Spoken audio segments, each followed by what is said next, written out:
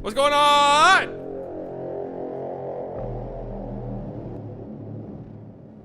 That's a throwback to anybody who used to watch the podcast. This interview. They used to watch it. Do I have any cameras on here where it's just like my face? Have I set any of those up?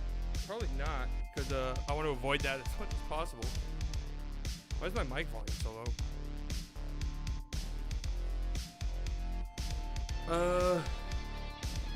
Right here? Look at that. All right, what's up?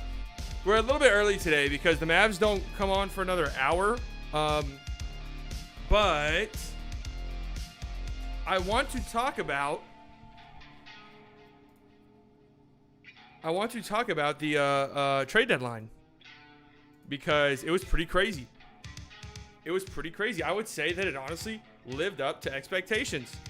I gotta set something up here real quick and then we can get into it. Let some more people filter in. I know that most people just come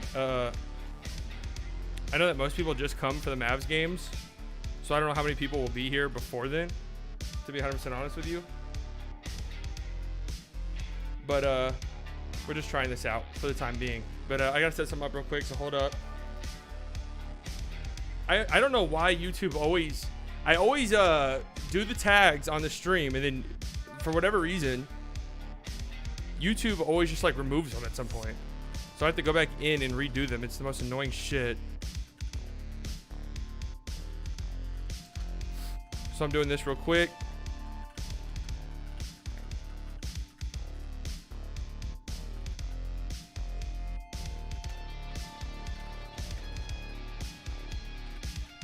God damn, my neighbors are going nuts or something. I can't complain. Been loud over here myself. No, what did I just do? I got a new keyboard, so I'm trying to get used to it.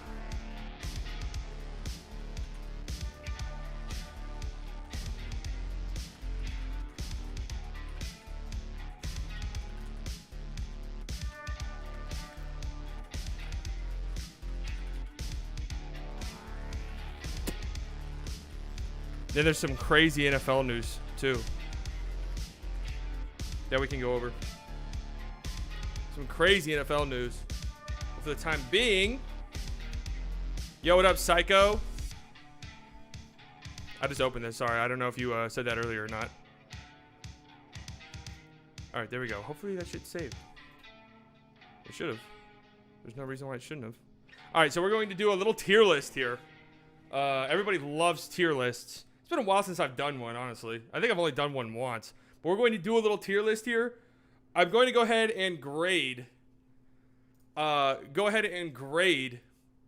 NBA trade deadline. I got all the moves pulled up. I've just got to set up the little tier list. I probably should have done this earlier, but I literally just finished working and then had to run a quick errand. So that's why we're starting early today, because I want to do this. I'm going to give myself some time to do it. And my cat's here. What are you talking about, Finny? How's everyone's day been so far? Friday, huh? Mavs play. How could it get any better? Oh, wait, what? Luka's not playing? Oh, wait, they're sitting Luka and KP? Oh!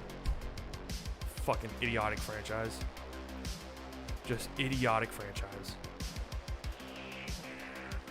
Oh, Jesus, this one's dark. Okay, I'm trying to figure out which teams did nothing at the trade deadline. We'll grade them accordingly.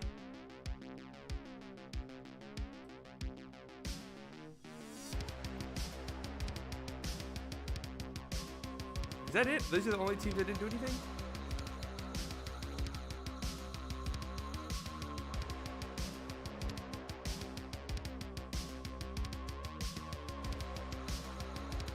Alright.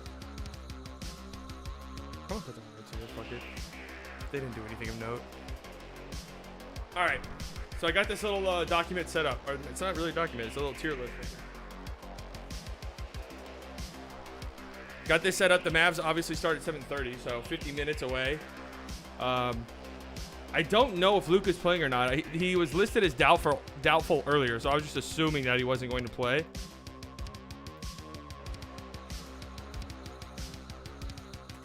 And it's the dumbest shit. I really think this franchise absolutely shits its pants.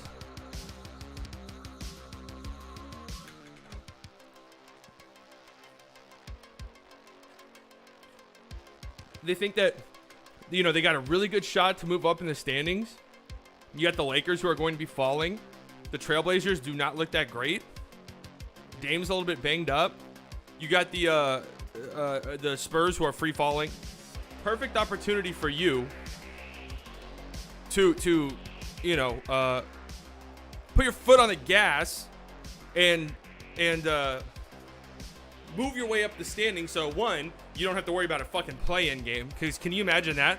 I would really love to avoid having our playoff chances come down to like having to play Steph Curry.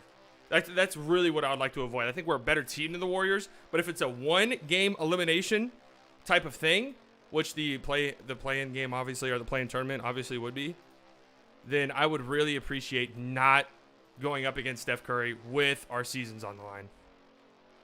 I feel like that shouldn't be too much to ask for, but I guess for the Mavs it is. They'd rather just sit everybody and have us lose games, like punt games, because we're not going to win. I'm telling you this right now. Luka's not playing, we're not winning. It's just fucking annoying. All right, I'm just making sure everything is set up here. And we can go over the trade deadline here. Because I think I'm going to clip this and put it on YouTube. Which is not something I've done in a long time, but it's what I'm going to do this time.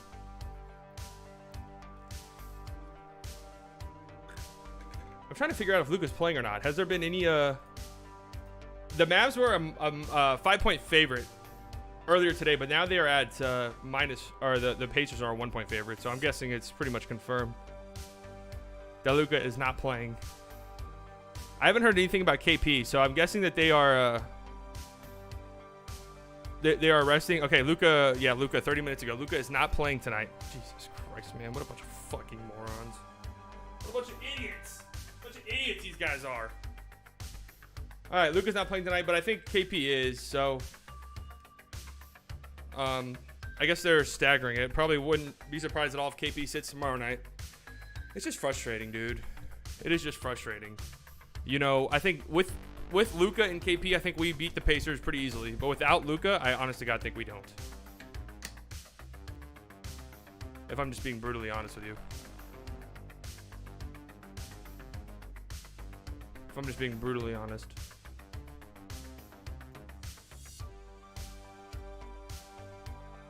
All right, here's what we got going on over here. Tier list. Everybody loves tier lists. It's everyone's favorite thing. We all love tier lists. Lists are great. I love just watching a list. Nothing wrong about a good list. Top 10, top 5. I love it. Let me know what I should be thinking. That's how I feel about it. Let me know. All right, let me make sure that's straight.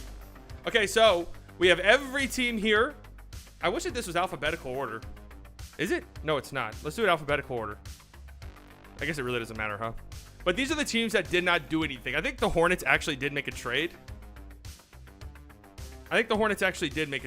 But it was like super inconsequential. I don't even remember what the fuck it was. I don't even remember what it was. But they did make a trade. Let me turn this off real quick while we do this. Because again, I'm probably going to put this on YouTube.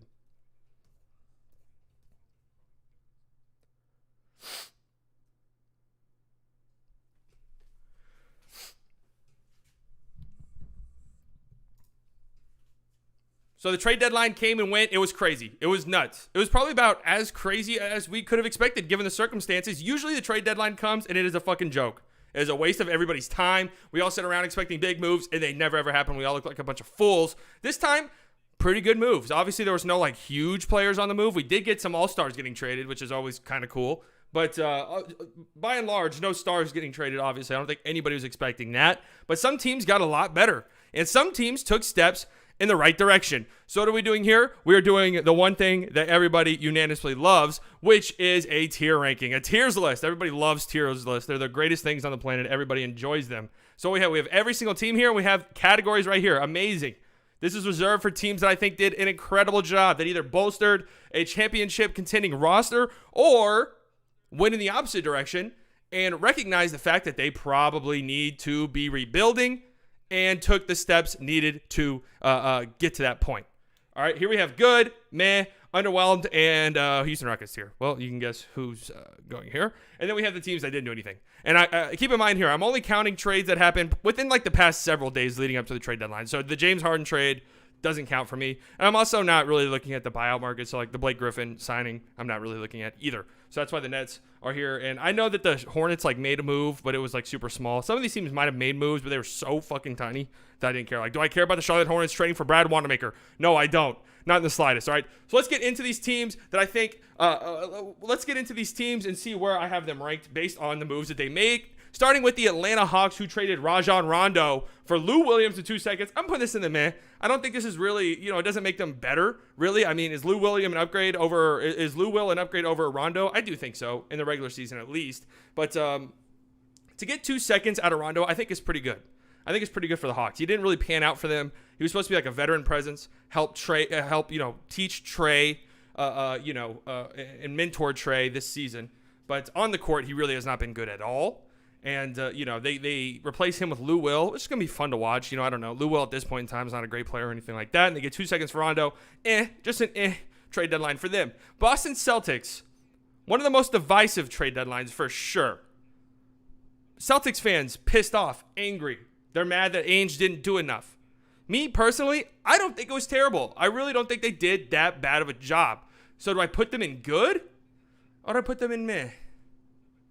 I'm going to go ahead and put them in meh. I'll put them in meh. This is fluid. I couldn't move them around, all right? They get Evan Fournier for basically nothing. To get Evan Fournier for basically nothing, I think is a really good get for them. 2 seconds, and Jeff Teague, who was poopy for them. So they get Evan Fournier, 20-point per game score off the bench for them. That's really big. They find themselves in stretches sometimes where they need buckets, right? They find themselves in stretches sometimes where Marcus Smart is closing out the game shooting. That can't happen. You replace that with Evan Fournier. I think that's a good get for them. They also trade Daniel Theis. Honestly, I don't like that. Replacing him with Mo Wagner and Luke Cornett. Neither of those guys really guys at all. Like probably the Celtics are looking in the buy market or in the buyout market for a center. But I've seen Celtics fans theorize and put their tinfoil hats on and shit and go to bat for Ainge by saying it was a move to get under the salary cap or the luxury tax. I'll take their word for it.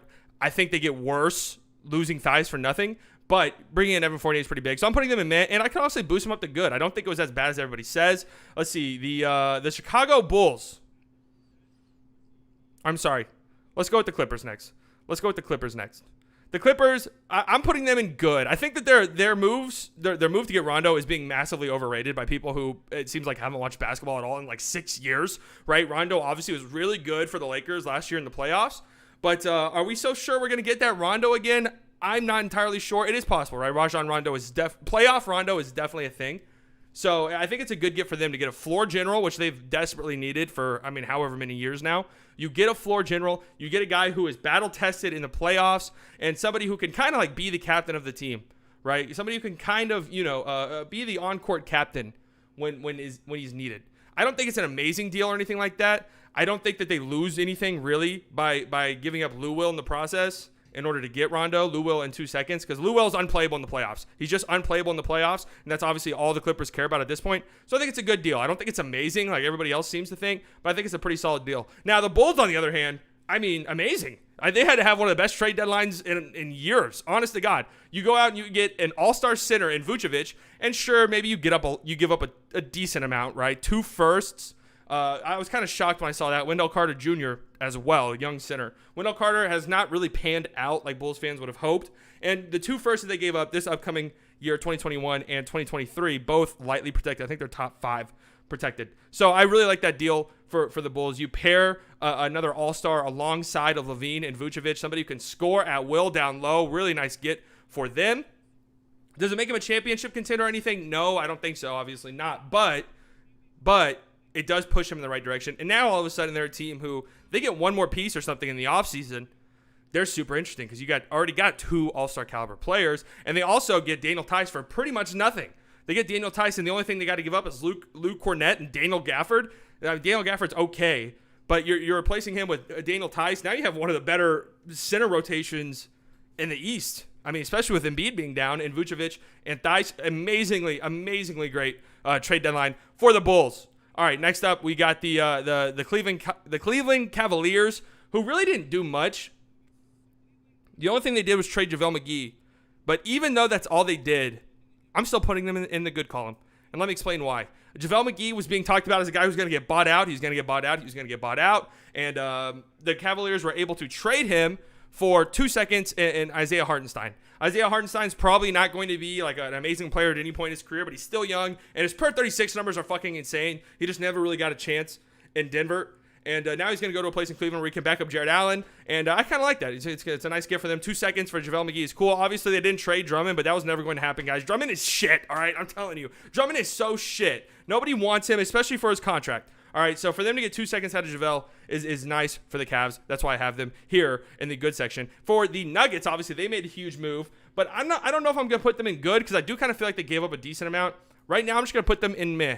Actually, no. I'm putting them in good. Sorry. I don't know what the fuck I'm saying. I'm putting them in good right now. I'm not going to put them in amazing because I do think they gave up a decent amount. But obviously, you get one of the bigger gets at the trade deadline in Aaron Gordon. You give up Gary Harris, who was at one point a really solid player for you, right? But at this stage, him making $20 million and performing at the level he's performing is not good enough. So you replace Gary Harris with Aaron Gordon, essentially. You also give up RJ Hampton, who's getting like next to no minutes for you. I think he was averaging like 3 points a game on like 5 minutes, something like that. Obviously a young player, a rookie, but he's just never really going to have a shot in this Denver roster to, grow and become and progress really. So you get rid of him, and you also trade, I think it was a 2025 first with, I think it was light protections. So for the Nuggets, first-round picks really don't mean that much because hopefully Jokic is still there and you're still a championship-contending team at that point. I really like the addition of Aaron Gordon for them. You get more size, you get more defense, somebody who can shoot the three. I think he's going to fit incredibly well next to Jokic. And defensively, it's a really great get for him. I know Gary Harris is a good defender, but you're getting more of a wing defender in Aaron Gordon, where Gary Harris is a little bit smaller. So I like that, and I also like getting JaVale McGee to fill your backup center role. Obviously, as I mentioned earlier, Isaiah Hartenstein out the door, but he wasn't really a guy who was like doing anything for them, anything all that crazy. So we got the Nuggets here in the good column. Next up, the Houston Rockets. Oh, Rockets. You see right here. You see they got their own little category, and there's a reason for that because they had a terrible trade deadline. And I said earlier that I wasn't like grading these based off of past trades, but you have to look at the totality of the Harden trade when you look at the moves that they made this past trade deadline. More specifically, trading Victor Oladipo for fucking zero. They traded Victor Oladipo for nothing. Listen, I'll probably talk about Victor Oladipo when we come up on the Heat here. I get that Victor Oladipo has not been good at all, and I get his value might be the lowest it's ever been. But you essentially, by trading Victor Oladipo for, who was it? Kelly Olynyk, Avery Bradley, and a draft swap. So you probably they traded the Bucks pick for a swap. They traded like the Bucks pick for the Heat pick essentially this upcoming draft. So they went from like probably picking 28th in the first round to like 24th. So I mean, you move up 4 spots in the first round. So essentially, you trade James Harden for Kelly Olynyk, Dante Exum, Kurix, late first round picks, and some pick swaps.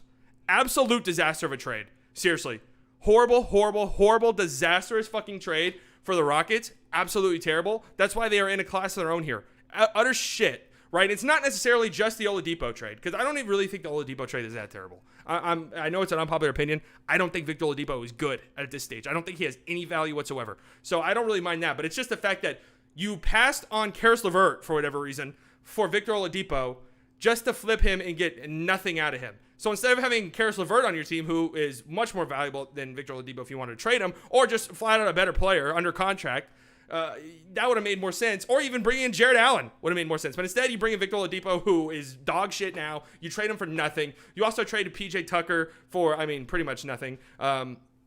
You push back the 2022 first-round Bucks pick you had to 2023. I guess there's a better chance the 2023 one is good.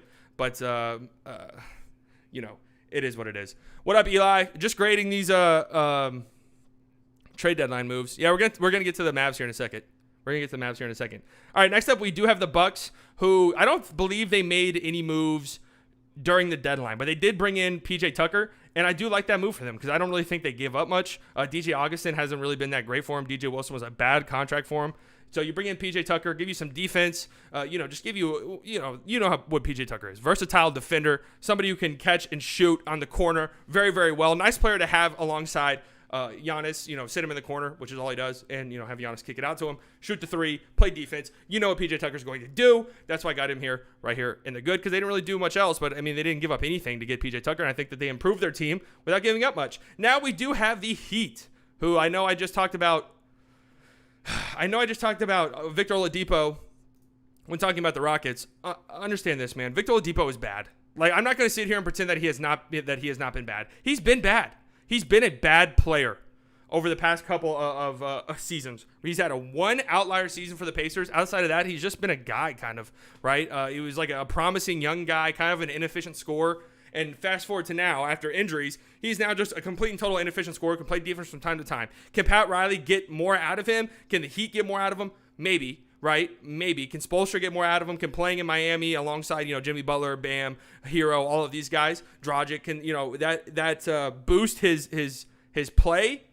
Probably. Right? But I'm not going to sit here and pretend that Victor Oladipo is like thrusting them into championship contention like I've seen some of the talking heads do, because I don't think it does. But the fact that they got him for literally nothing, right? And the ceiling is pretty high. The floor is pretty low on that. Like, if Victor Oladipo sucks, then, he's a free agent at the end of the year. You just let him go. I got to put this in amazing because, again, I think that they improved their roster a pretty decent amount. Also, by bringing in Bialica. How the fuck do you pronounce that? I always struggle with that for pretty much next to nothing, too. So I like the moves the Heat made, even though I don't think their roster improved as much as other people do. And a lot of that has to do with the fact that I just don't think Victor Oladipo is that great right now. But again, you got him for nothing. So you can't argue it. And I'm so sick and tired of the Godfather stuff. Honestly, I am, with Pat Riley. I understand it, but it's so annoying, dude. It's Miami. It's South Beach. That's it. You guys are acting like Pat Riley fucking terraformed the beach himself. Like Pat Riley went out there and terraformed the area and made it into a beach. Like, let's be real here. All right, so I got the Heat here at the top. Now we get to the Mavericks. My team, the Dallas Mavericks, was expecting, I don't know, maybe an Aaron Gordon. Yeah, I wasn't getting my hopes up, but maybe an Aaron Gordon. Alonzo would have been cool. Rashawn Holmes was somebody I saw getting thrown. I would have loved that. To end with J.J. Redick and Nicola Melli. I'm not going to lie to you.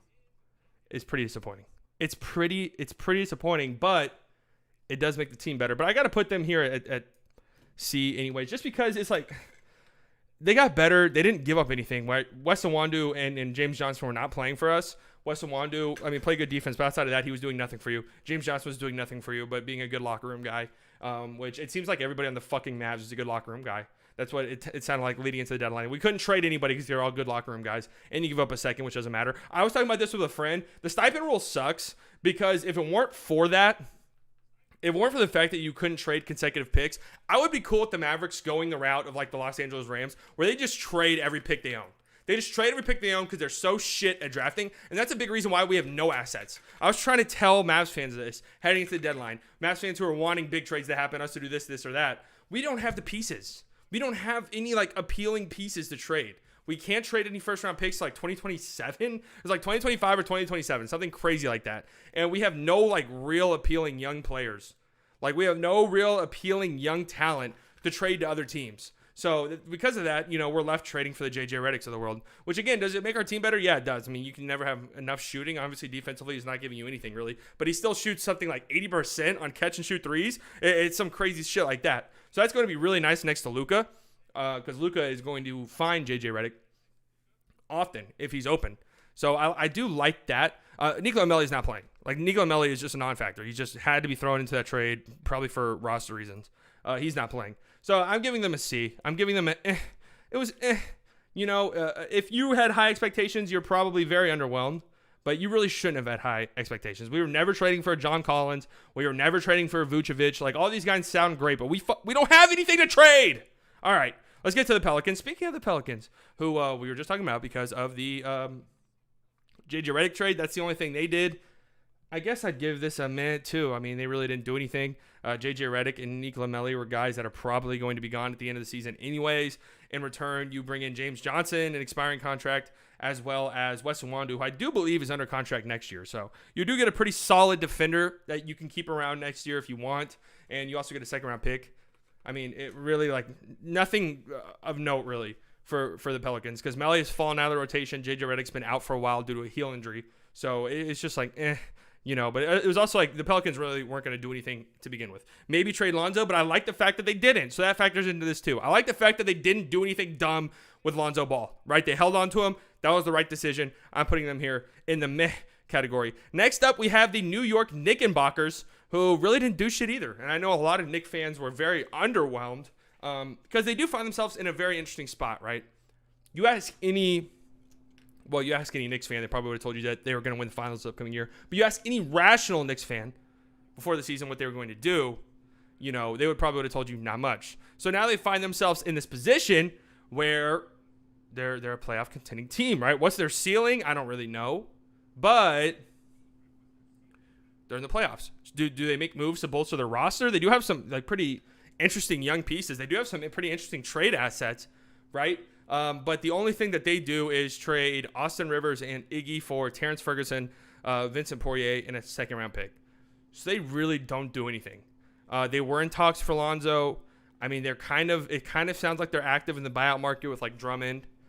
So I'm going to put them in the man category too, because I don't really want to put them in underwhelmed because they didn't do anything dumb. I'm kind of reserving these for teams I think did dumb shit.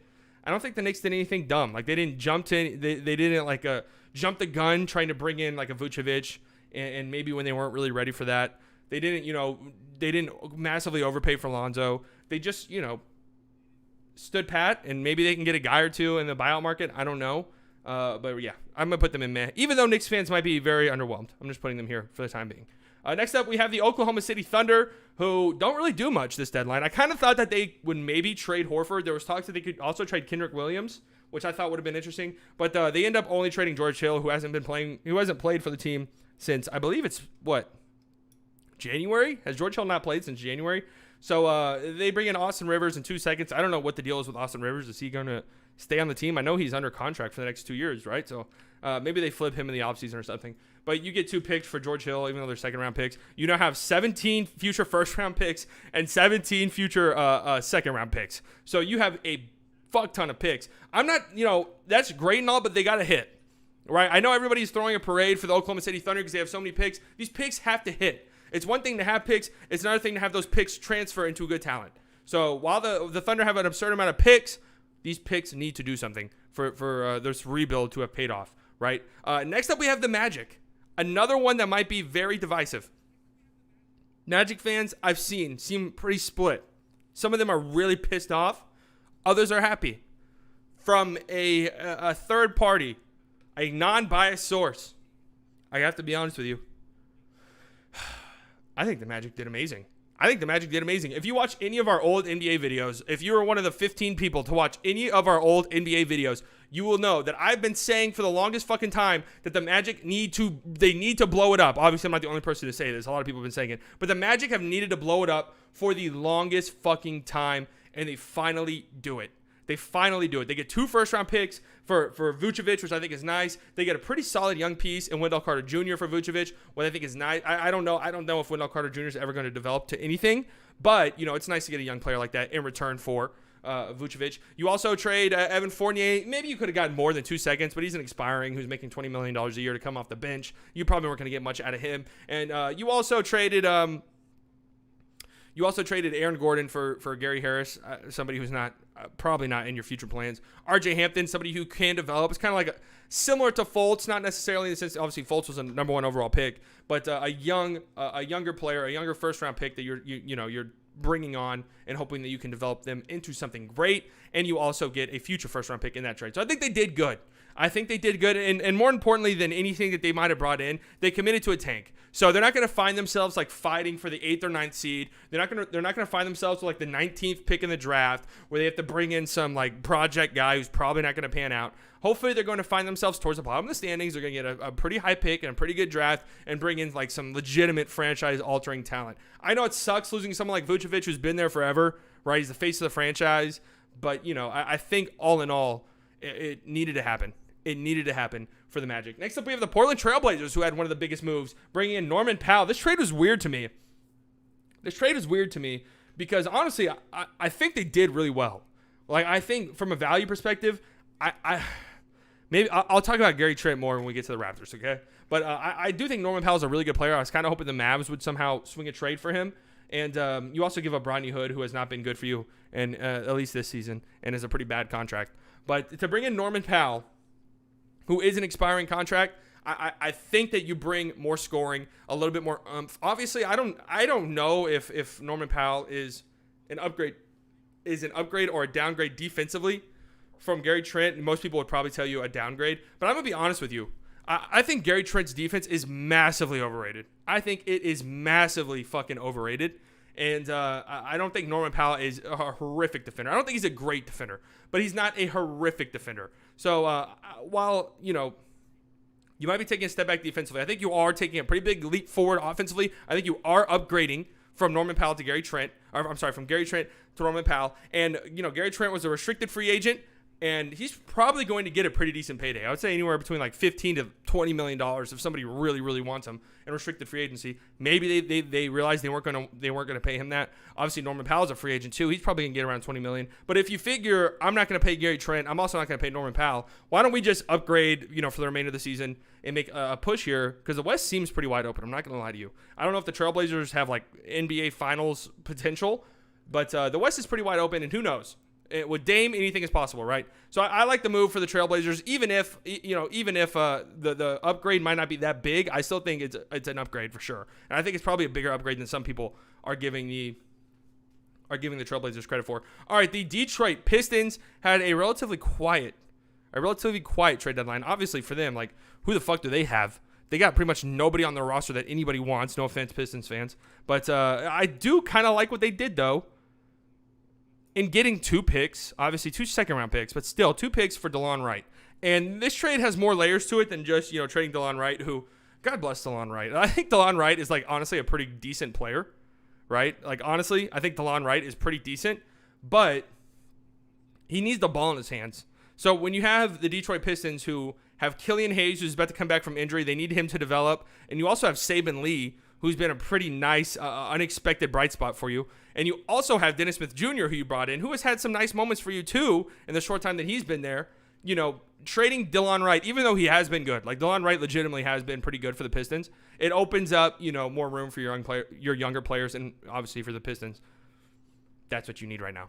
First person to call a Magic trade good, people are tripping. The Magic trade is good. The Magic trade is good.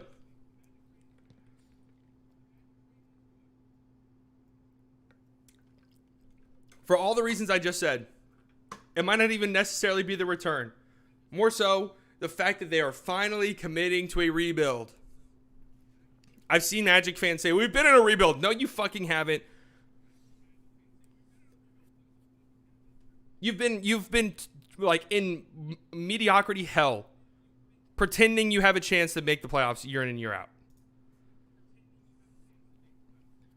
All right, so I got the Pistons in good because I think turning DeLon Wright into 2 second-round picks is a nice move. I really do. Obviously, Corey Joseph's not great. And speaking of, the trade we were just talking about, the Sacramento Kings, who make a decent amount of trades. Obviously, there's a lot of talk going into the trade deadline as to whether or not they were going to trade Harrison Barnes, were they going to trade Buddy Hield, Rashawn Holmes. All of these guys were in talks, but they really don't do anything too much of note. I'm going to put them in mid, just because also – I was just talking about how DeLon Wright needs the ball in his hands to really, really produce. I don't watch a lot of Kings games, so I can't really say. But with Fox and Halliburton, how's that going to work? Was Corey Joseph like running significant time off the bench, like leading their bench unit? If that's the case, then I think this is a legitimately huge upgrade. So I do like that. They trade Bielicha, who's been there for a really long time. They get pretty much nothing out of him. I think they were just doing right by him. And you also bring in Terrence Davis. For a second, Terrence Davis obviously has some issues off the court, but you bring him in for pretty much next to nothing. I guess low risk, high reward type of thing here. So the Kings, I'm putting them in because I think that they could have made bigger moves, right? Like, I think trading a Harrison Barnes or trading a Buddy Hield or trading a Rashawn Holmes could have brought them in some interesting assets, but they're also in this weird spot where they've been playing pretty well as of late. De'Aaron Fox has been playing amazing as of late, and I think they're trying to make the playoffs. So they weren't going to trade any of like their current talent in a vain effort to like rebuild, because honestly the pieces they would have gotten for like a Harrison Barnes or Rashawn Holmes really aren't that great. So I got the Kings right here, and meh. Next up, the Spurs, who I'm honestly putting in underwhelmed. I'm putting them in underwhelmed. I don't think it was a very good trade deadline for them. They didn't really make too many moves to improve themselves, which I don't think is that big of a deal, because I don't think they're that great of a team right now, or at least like as far as when you compare them to other teams in the West. But to hold on to DeMar DeRozan, I wonder honestly if there's a chance they feel that DeMar DeRozan actually comes back. Because if he does, then I don't necessarily hate it. But I don't know. I feel like if you're gonna let DeMar DeRozan walk, you should have gotten something out of him. I've seen a lot of Spurs fans super underwhelmed that they didn't get something from LaMarcus Aldridge. I don't think that was ever gonna happen. Not given like his current level of production and his contract, that would have been hard to trade for. So him getting bought out is something that I think most people saw coming. But the Spurs never do anything during the trade deadline. I think this was actually the first time they made a move at the trade deadline in like 7 years, and they brought in Marquise Chris for cash and a dude in Cody Lalin, who I don't think has played since like 2015 or something like that. That's what Spurs fans were saying. So, but I am putting them in the underwhelmed because I don't know. I think if they were to have made DeMar DeRozan available, he would have been one of the more interesting pieces.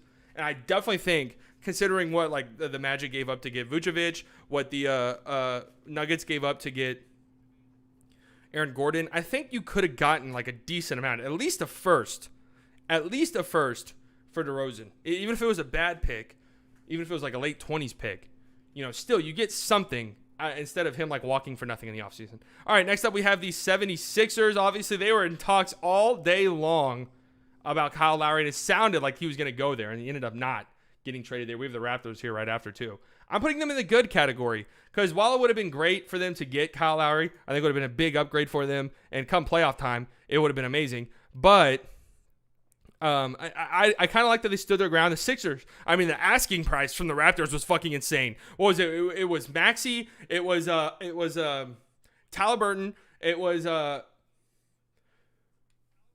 I'm sorry, not Halliburton. What the fuck? It was Maxey, Dybul, and like 2 firsts. That is an absurd asking price for Kyle Lowry at this stage in Kyle Lowry's career. I'm sorry. I like Kyle Lowry a lot, but that is just an insane asking price. So I kind of like that they stood their ground right there. And they bring in George Hill, who obviously is not Kyle Lowry, but, he's going to give you a veteran presence and some shooting. And I think he's very capable of like running the bench unit. Or handling the offense when Ben Simmons is not on the court. So I do like that deal for them. They really didn't give up anything. They did give up Tony Bradley, which in the short term I think is probably going to have an impact, because obviously with Joel Embiid out, they needed Tony Bradley, and Tony Bradley has been playing pretty well ever since. But Dwight Howard has also been playing really, really well. So, it might set you back a tiny bit for the time being, but this is obviously a playoff move through and through for the Sixers. And come playoffs, you don't really care about a third-string center who Tony Bradley is, even though he's been playing well. So I do like that move for the Sixers. For the Raptors, I don't know what to give them. It's tough. I almost want to go underwhelmed, but I think it's too early to tell. Only because if Kyle Lowry stays, then I don't mind it. If Kyle Lowry leaves, but he leaves and they do like a sign-and trade, I don't mind it. But if Kyle Lowry leaves for nothing, I think this was a disaster. I think the Raptors had a disastrous trade deadline, because instead of getting Kyle Lowry for getting rid of Kyle Lowry for literally anything and doing right by Kyle Lowry, letting him go to a contender this season, one of the last few years of his career, let him go to a contender and have a chance to win a ring. You hold on to him because you want to let the league know that you're going to stand your ground and you're going to stand your ground when it comes to trades. But it's also like, dude, you were asking for the fucking moon for Kyle Lowry, and it was never going to happen. I kind of want to put them in underwhelmed. But the thing is, though, is I do kind of like the addition of Gary Trent giving up Norman Powell. I've seen a lot of people say, like, it's just Norman Powell Jr. Yeah, maybe. Gary Trent has shown a decent amount of potential. I will say this, though. Gary Trent has quickly become, for whatever reason, maybe it was like his really good bubble performance, or like he did have a super hot stretch at one point this season when CJ was out. He's got to be one of the most overrated players in the NBA at this point. Like, he's just got to be. I've seen people act like he is just some, like, elite 3-and-D player. He's not a good defender, man. He's not. I don't know if it's because I watch an absurd amount of Blazers games, but he's just not. I watch him get picked on all of the time. He can be a tyrant at times out there. Like, he can be one of those guys who, like, jumps passing lanes or knocks the ball out of guys' hands from here, and like, every now and then. But, like, as far as just, like, being a defender goes, I do not think Gary Trent is a good defender.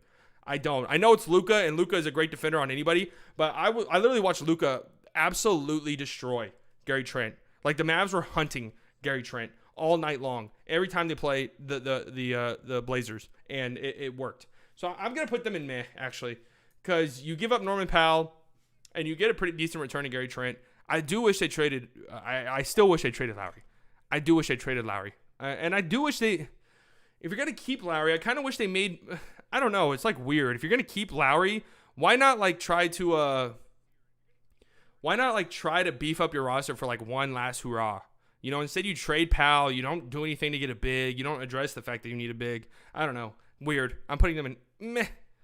You think Hardaway Jr. will have a good game? He's gonna have to. Luka's not playing.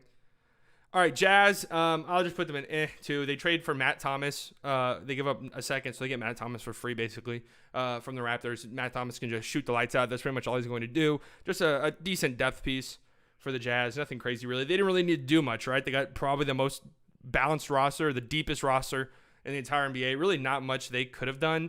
You know, maybe, again, I have zero idea what the Jazz could have done. Zero idea what the Jazz could have done. So I'm putting them in And Golden State Warriors, what did they do? Did they do anything at all? What did they do? They traded Brad Wanamaker for cash and Marquise Chris for cash. All right, Obviously, I mean, didn't improve, but to get rid of Marquise Chris and Brad Wanamaker, who has been just horrific for them, is decent. So I put them in meh. And the Washington Wizards, who get Daniel Gafford, give up Troy Brown Jr. and Mo Wagner. Again, another one of these trades where you improve a tiny bit. I think Daniel Gafford is the best player out of those three, but it's nothing like all that crazy. So yeah, this is how I think these teams did at the trade deadline. Obviously, the amazing tier, the Bulls. I think pretty much everybody would unanimously agree here. The Heat, I have them in the amazing tier, just because I think that they got better for nothing. Like all these other teams that got better, they had to give up a decent amount. The Heat got better for pretty much nothing, even though I don't think they didn't improve as much as other people might think that they did. Like, I don't think Victor Oladipo at this stage in his career is moving the needle as much as some people think for the Heat, who now think that they're like championship contenders, which I do not believe. And then I have the Magic here. It might be unpopular, but I think that, again, they needed to rebuild, man. It's been enough of this stuck in like 500 hell where you're the 8th seed year in and year out. You get shitty draft picks every single season. Enough of that. So I like the fact that they are going towards a rebuild. Am I talking ranking futures? No, this is my draft. This is my trade deadline grades. These are my trade deadline grades. So here are my teams that didn't do anything or made very, very small moves. Houston Rockets are in a tier by themselves because, I feel like I don't need to explain why. Spurs, underwhelming. The only team I thought were really underwhelming. And then a bunch of then good, and then amazing. Top of the line.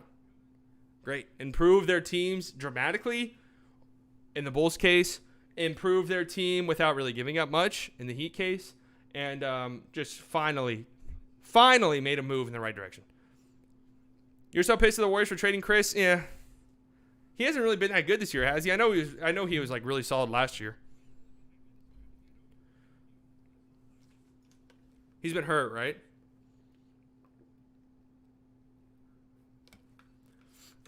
The thing is for the thing is for the Warriors is they're so like cap stricken. He played 2 games and got hurt. Yeah, maybe the Spurs get the most out of him. Copyright free because I got spanked. Super underrated, and we got a guy I've never heard of. Oh, that guy doesn't play.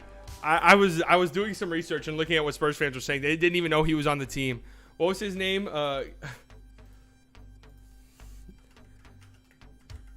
Yeah, actually, he has never played.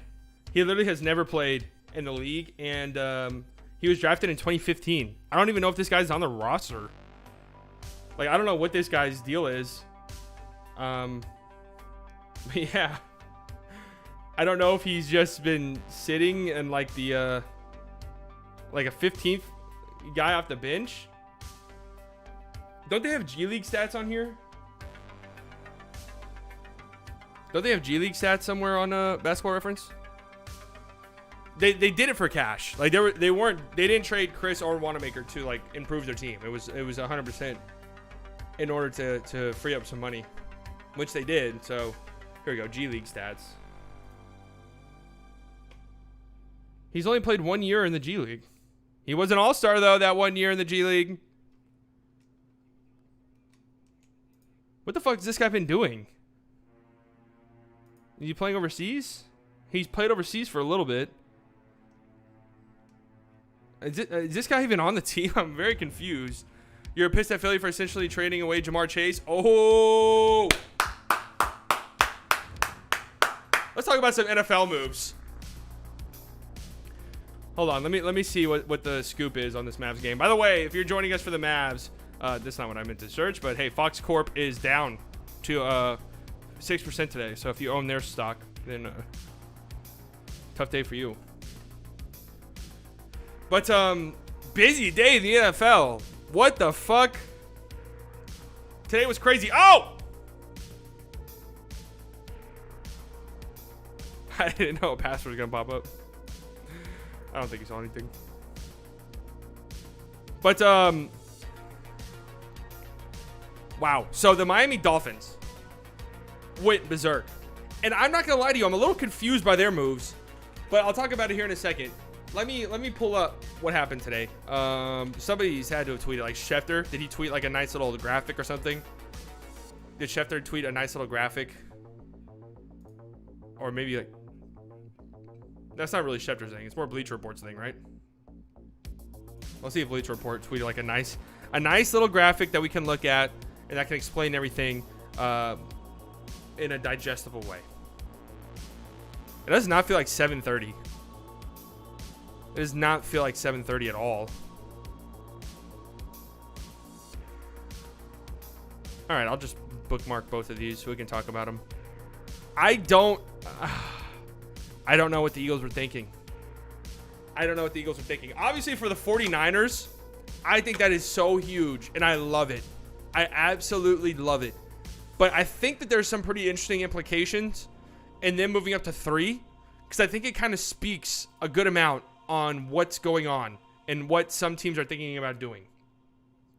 So in case you missed it, I know some of you probably don't care about the NFL, but in case you missed it, huge blockbuster trade. The Dolphins trade the number 3 pick to the 49ers for the 12th pick, a 3rd round pick, and 2 future firsts. That's a lot. That's a lot to move up in the draft. But for the 49ers, they're obviously planning on getting their quarterback, right? The 49ers are planning on getting their quarterback. Who's that going to be, though? That's the question. Because Trevor Lawrence is going 1. We all know this. Zach Wilson, it sounds like, especially after his pro day today, where he was, throwing some fucking insane throws. He's probably going 2. So who's going number 3? You're down at the business school with Praying Mantle, who is with the Niners, and he's like the VP of something. Well, they made a huge trade today. I love this. You might say that they gave up a little bit too much. You might think that like giving up on Jimmy G for an unproven player is a little bit weird at this stage, but I think for them it's amazing. They have one of the best rosters in the NFL. Their coaching staff obviously is great. They've been really good at player development, and now they get their chance at drafting a future, franchise cornerstone at the quarterback position, especially considering this draft is one of the better quarterback drafts in quite a long time. You could definitely make the argument that like Justin Fields any other year is going 1. You could definitely make the argument that Zach Wilson any year is going 1. You can even make the argument that Trey Lance any other year might be going number 1. Hold on, be right back.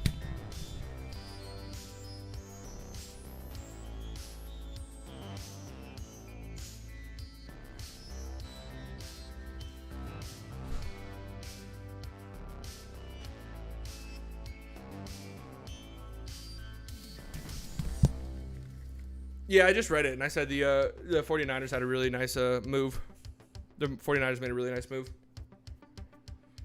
But, yeah, I really like this move for the 49ers. You get your quarterback of the future, and sure, you might have given up a lot. And I remember when the Chiefs moved up to draft Patrick Mahomes, everybody said they gave up too much. Well, in retrospect, obviously, they didn't. So they move up and get their guy. I like it for the Dolphins, too. I always thought the Dolphins were probably trading out of that pick because it didn't really make sense for them to draft there, especially considering there are, again, like I said, like 4 or 5 really great quarterbacks and like 20 fucking teams, it feels like, in the NFL that need a quarterback.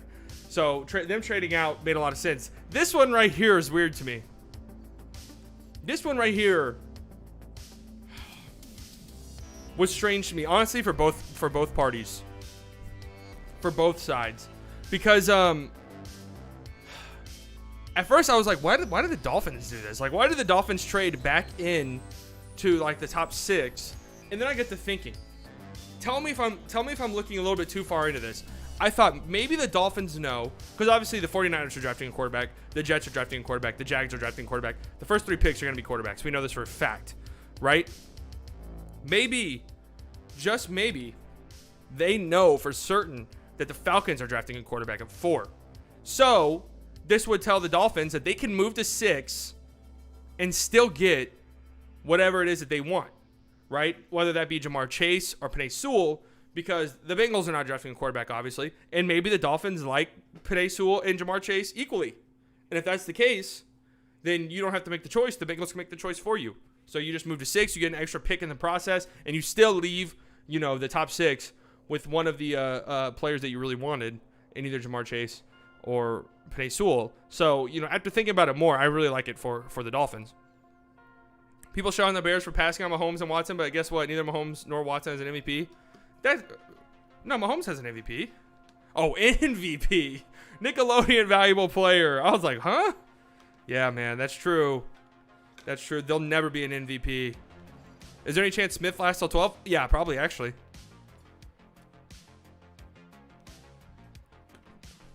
Let me tell you why I fucking hate the Eagles trading back to 12. Even if they get a future first. Having a lot of picks for the Eagles means 0. It means nothing. It doesn't mean anything. Why? They can't draft. Having more picks for them is actually probably a bad thing. Because it means that you got to pay more money to guys who are probably busts. That's just the harsh reality. The Eagles can't draft. They can't do it. So in a loaded draft at 6, you almost can't fail. Especially considering at least 3 teams ahead of you are drafting quarterback. And it does kind of sound like the Eagles were interested in drafting a quarterback. It does sound like the Eagles were like talking about moving up to 3 with the Dolphins. But they would only do it if Zach Wilson were there. And obviously, Sam Darnold. I'm sorry, the Jets. Sam Darnold. The Jets are, Sam Darnold, the face of the Jets. The Jets are probably drafting Zach Wilson. So the Eagles say, all right, fuck it. Then I don't even want to pick, basically. Because here at 6, you could have gotten one of the elite wide receivers for sure. Maybe not Jamar Chase, but a Waddle or a Devontae Smith. You probably could have grabbed the Kyle Pitts. You probably could have grabbed one of the top offensive tackles, whether that be Sewell, whether that be Slater. Pretty much your pick of the litter on defense. Literally almost impossible to fail. Almost impossible to fail for the Eagles at 6. Now you trade down to 12, and it is very, very possible to fail. Very, very, very possible to fail. You could easily fuck it up. Easily. Like, I'm thinking like a Gregory Rousseau now. Like, I'm thinking like a Micah Parsons. That's what I'm thinking. I don't get this at all. I don't get it at all for the Eagles. I really don't. If they were a better drafting team, then cool. But they are so shit at drafting. Maybe Howie's practicing. Like, maybe Howie is like, well, I'm never going to get better at drafting if I don't practice.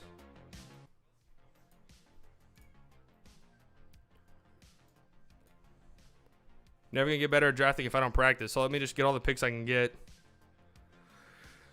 Showing that clip to your cousin and uncle? There you go. Let them know.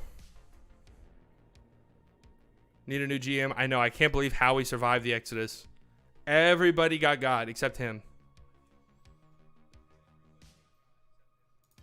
I can't believe that. Honestly shocked me. All right, let's see what's going on around the NBA. Because the Mavs game is about to start.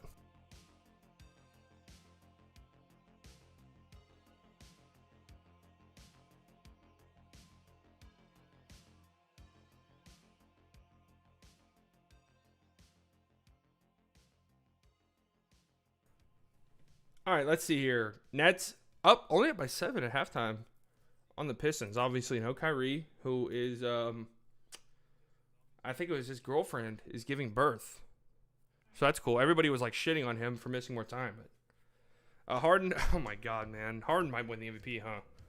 17 points, 5 rebounds, 5 assists at half times with one turnover. My Danish guy here. I'm a binge Modern Family, not watching the dubs tonight, so I'm leaving for a bit, but I'll probably be back. All right, peace out, Schilt. Thanks for stopping by. Oh, Blake Griffin having a nice little game off the bench so far. That's good to see. Pistons, God damn, they have a deep rotation, huh? God, Corey Joseph's already playing. How many of these new guys are going to be playing tonight? I would imagine a decent amount. Suns up by 2 on the Raptors at halftime. Gary Trent is playing. 4 points, 6 shots so far for the new Raptor, the future, the face of the Raptors from here on out. What's Kyle Lowry doing? It's got to be kind of weird for Kyle Lowry, right? Like you were just kind of, I would imagine, mentally preparing to be on a new team. And now you are, I wouldn't say stuck. But here you are. Dude, that's what I've been saying. He's a little baby now. The Suns didn't make any moves, right? They really didn't have, like, anything to do. Rooting for the Raptors. I kind of feel like the Suns could drop a little bit. I don't know if the Mavs could catch up to them. But I don't know. There's something about it. I just feel like they can drop. Celtics up on the Bucks. That would be nice. Is Evan Fournier doing anything? What's Evan Fournier doing? Evan Fournier is not playing tonight. Huh. I wonder why. Jason Tatum's got 15 at halftime. I'm sure this Mavs game is about to start, but you know how that goes. Yeah, if you're just showing up, the Mavs are playing the Pacers, obviously, and Luka Doncic is not playing. What up, Travis? Luka is sitting, which sucks. Giannis had 2 points, 0 of 5 shooting. Yeah, Rohan, Luka's out. I don't know what this dumbass organization's doing. Hornets up by 11. I'm sorry, I can't count. No, that is 11. Early. Victor Oladipo playing tonight? No. Or he hasn't checked in? I don't think he's going to play. I had some in my car. No, it's only for a day. What? Why are the Hornets running this super, super short rotation?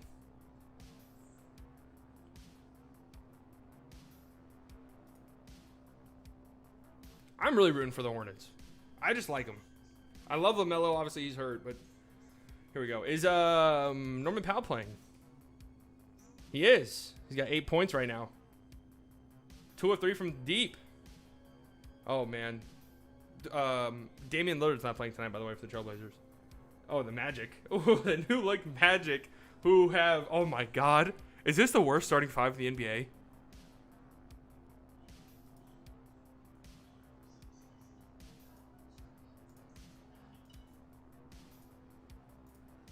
Is this game on? Is this the worst starting 5 in basketball right now? Holy mother of God.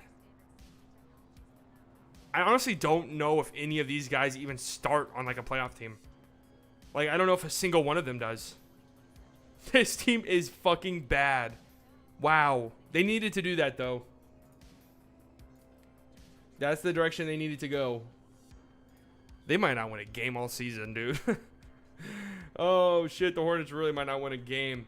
All right. Rockets, Timberwolves, battle toilet bowl here.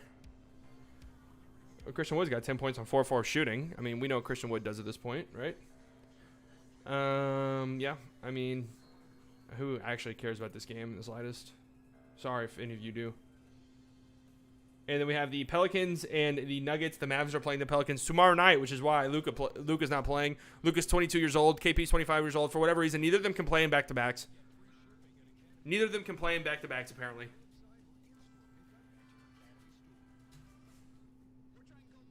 I got slandered earlier on Twitter by Mavs fans for even like suggesting that it's maybe a little concerning that your 22-year-old superstar can't play back-to-backs for whatever reason. I'm sorry. And I don't think that it's anything on Luka's part. I just think the team doesn't want to do it, and it's fucking frustrating because it's like the team acts like we're like just chilling at the 1 seed or the 3 seed or the 4 seed. Dude, we are the 7th seed in the West right now. We are 2 games up on the 10th seed. We absolutely have zero like room to just be fucking around and punting games and punting games and punting games and punting games and punting games over and over. It's infuriating, man. It's infuriating. It's like, what are we doing? Like, why does our front office think that our front office thinks like their shit doesn't stink? You guys notice that? It must be a Dallas like sports thing because you got the Cowboys front office, which is the same exact way. What up, Travis? What is your hair doing? It's going all over the place. Zion's got 15 on 5 of 6 shooting. Damn.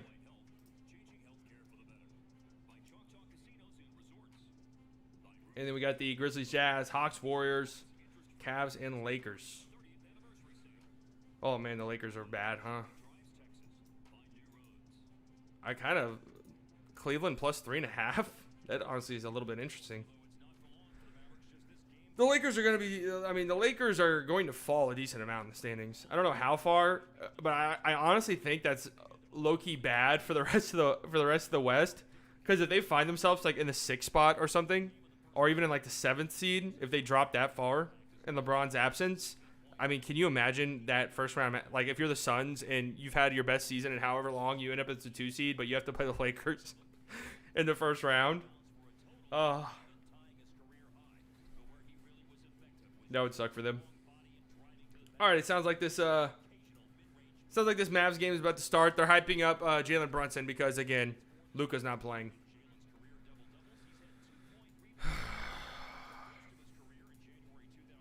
We just feel like we can,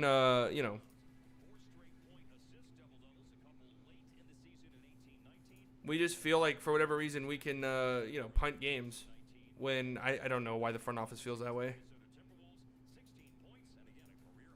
I don't know why the front office feels that way. But they do.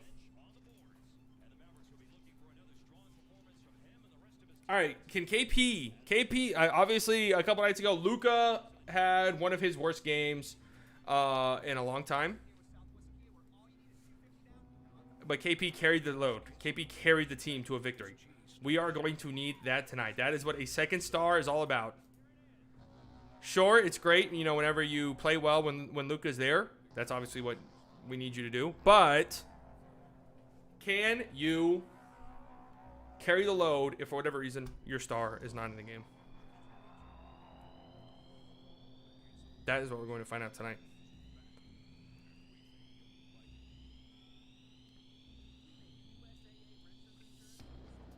That's what we're going to find out tonight.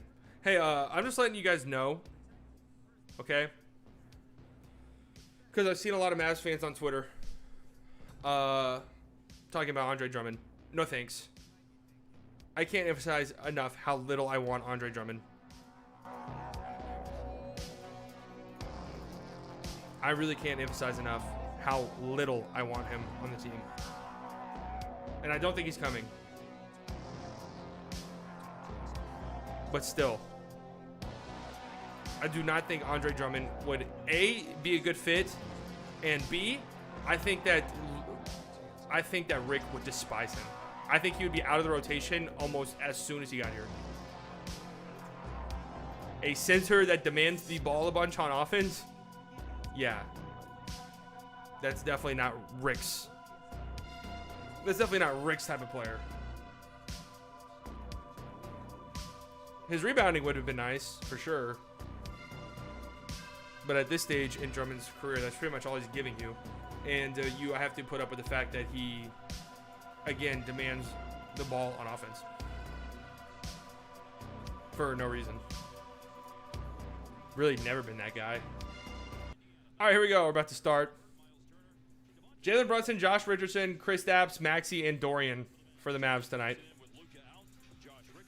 The Pacers are starting all their guys, of course, because that's what you're supposed to do.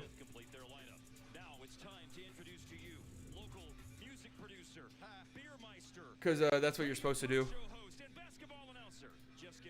Thank you, Followell. I'm going to change my business card, even though I don't carry one. Let's talk about Karis LeVert. Mavs are wearing their green jerseys. Green and yellow. Interesting color dynamic here. Karis is averaging 16 points and 4 assists in 7 games with the Pacers. Nice, man. That was just such a nice pickup for them. For nothing. So the Rockets are so dumb. So dumb.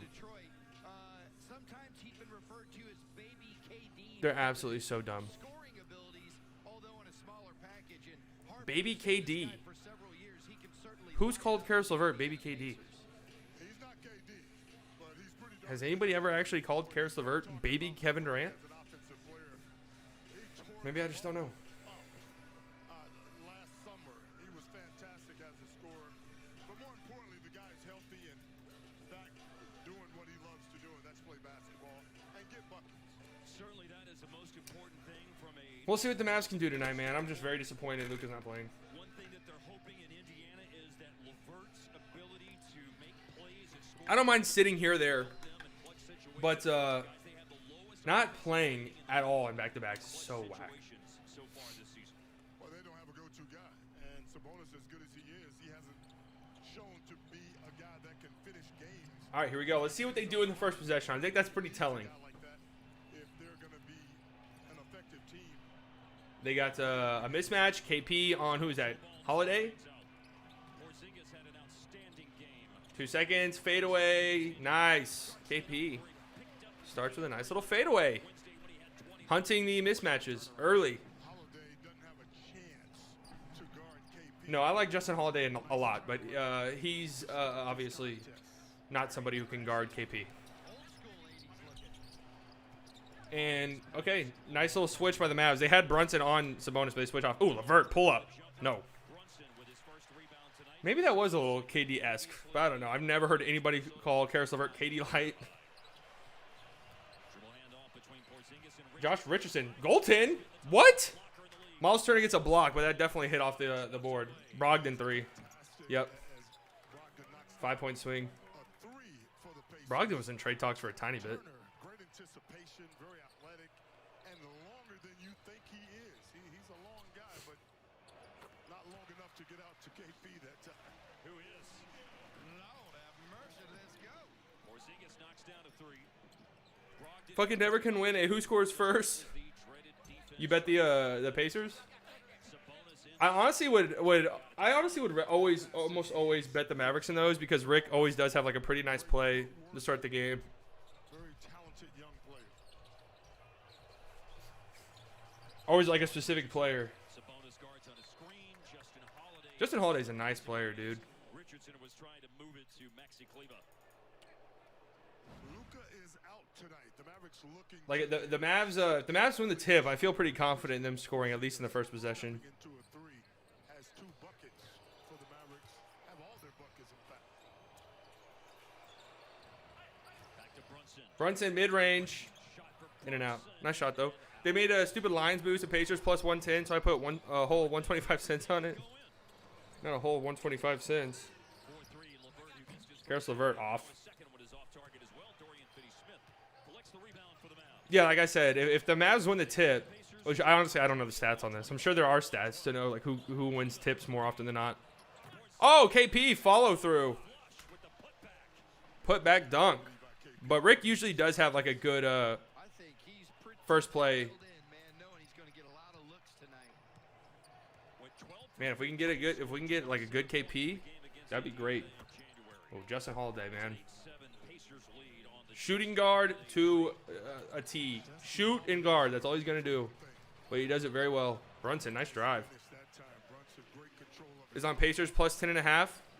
Oh, the Pacers should cover that, dude. the rim. Almost just ripped my headphones off. Brogdon to Sabonis. No, Luka, the Pacers should easily cover that. Miles Turner 3. God damn, the Pacers can't miss right now. He always enjoys playing against the Mavericks. He knows folks from What was that? Was that a teaser or something? him in his high school days. Looking for a bounce back game. Indiana beat Detroit on Wednesday, but Turner didn't make a shot of the 4 that he attempted. And They got Brogdon on KP. drives Dude, this is nice to see from Kristaps. He got the ball in the post. It was on Brogdon. It was a mismatch. They doubled him. They brought Justin Holiday. Justin Holiday's too small too, so he just went with it and made it. Kristaps is just better, man. Kristaps better than Luka. There's actually a time last year, like when Kristaps made his debut, that I thought maybe Kristaps could be our best player. Dorian, pull up 3, fucking hit the side of the backboard. much like he did against Minnesota. Porzingis has a Minus 600. You may. Oh, yeesh. not just that game earlier this year, but he's put up some big numbers. We'll tell you I still think that's a pretty safe one though, games against the Pacers. Sabonis missed another 3. Ball out of bounds. because this team can be absolutely lost sometimes without Luka. There's a miss by Kleber. Instead of Yeah, KP is having a very nice start to the game. Let me get these. on the offensive glass. Nice attack here. Brunson just scores a layup, but they were showing a fucking replay, so I don't even know what just happened. But Brunson scores. You know how good he is as a Let me get these highlights ready to show you guys at the next commercial break. But no defense being played at all. So if you bet the over, you're feeling pretty good. Karis LeVert, corner 3. No.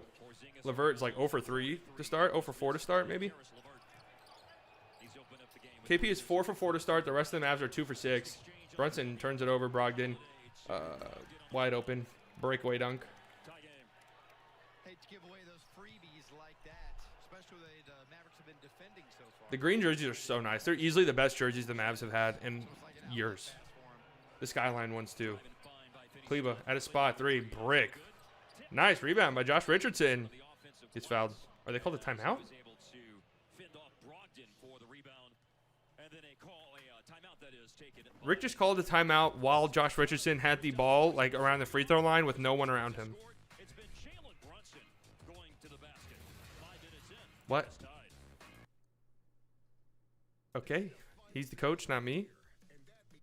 Taco Bell's queso I- is back okay. with its cheese stuffed shell. All right. Nothing worse than over a Did I get this in time? That's no good. Yeah, look at this shit. What is he doing? The offensive glass as he fought by Richardson. Why did he call a timeout right there? Richardson on the offensive glass. What As was- he was what- able to fend off Brogdon for the rebound. What was that about? For Demontis Sabonis. Here's this Dorian Finney-Smith brick. That's not good. Indiana beat Detroit on Wednesday, but Turner didn't make a shot of the 4 that he What was this one? and 30. KP, this is what I was saying. Doubled. It was Karis LeVert, not Justin Holiday. Too big. That's what you got to do if you're KP, especially with Luka out. If they're going to have Brogdon on you in the post, you got to just absolutely punish that. They bring Karis LeVert too late. KP already gets a step. Goes up strong. Good shit, KP. But this is a follow-through dunk. Yep. There you go. That's what we need out of you, KP. Today, with no Luka, that's what we're going to have to see. I like it. Pretty nice start. Got to play some better defense, obviously, but Pacers have, just knocked down shots. It's been a lot of wide open threes, and they missed some wide open threes too, but not a bad start without Luka, offensively at least, and for KP, which is good to see. Texas weather, season pass only from TXU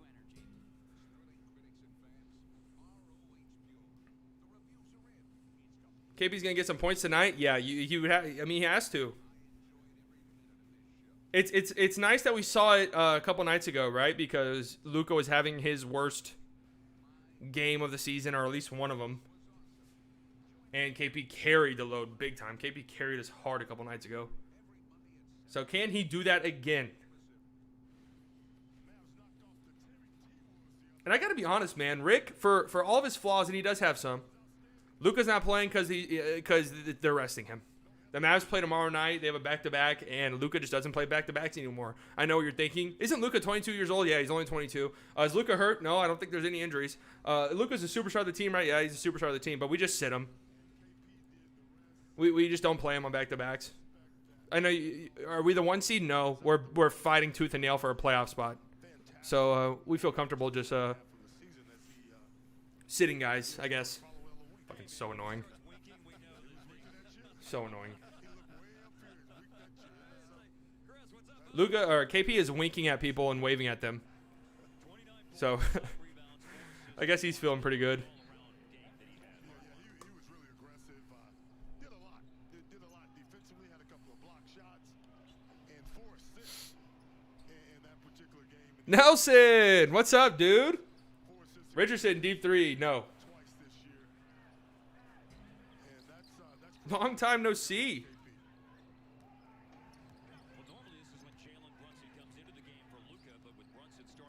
Here we go. Trey Burke's going to get a lot of minutes tonight, so. Moss Turner, corner 3. No. The Pacers have missed a decent amount of shots. I'm not going to lie to you. Like, open shots. KP, deep 3. Nope. I don't mind that, though. I've said it time and time again. If KP's hitting his other shots, I'm cool with logo 3s.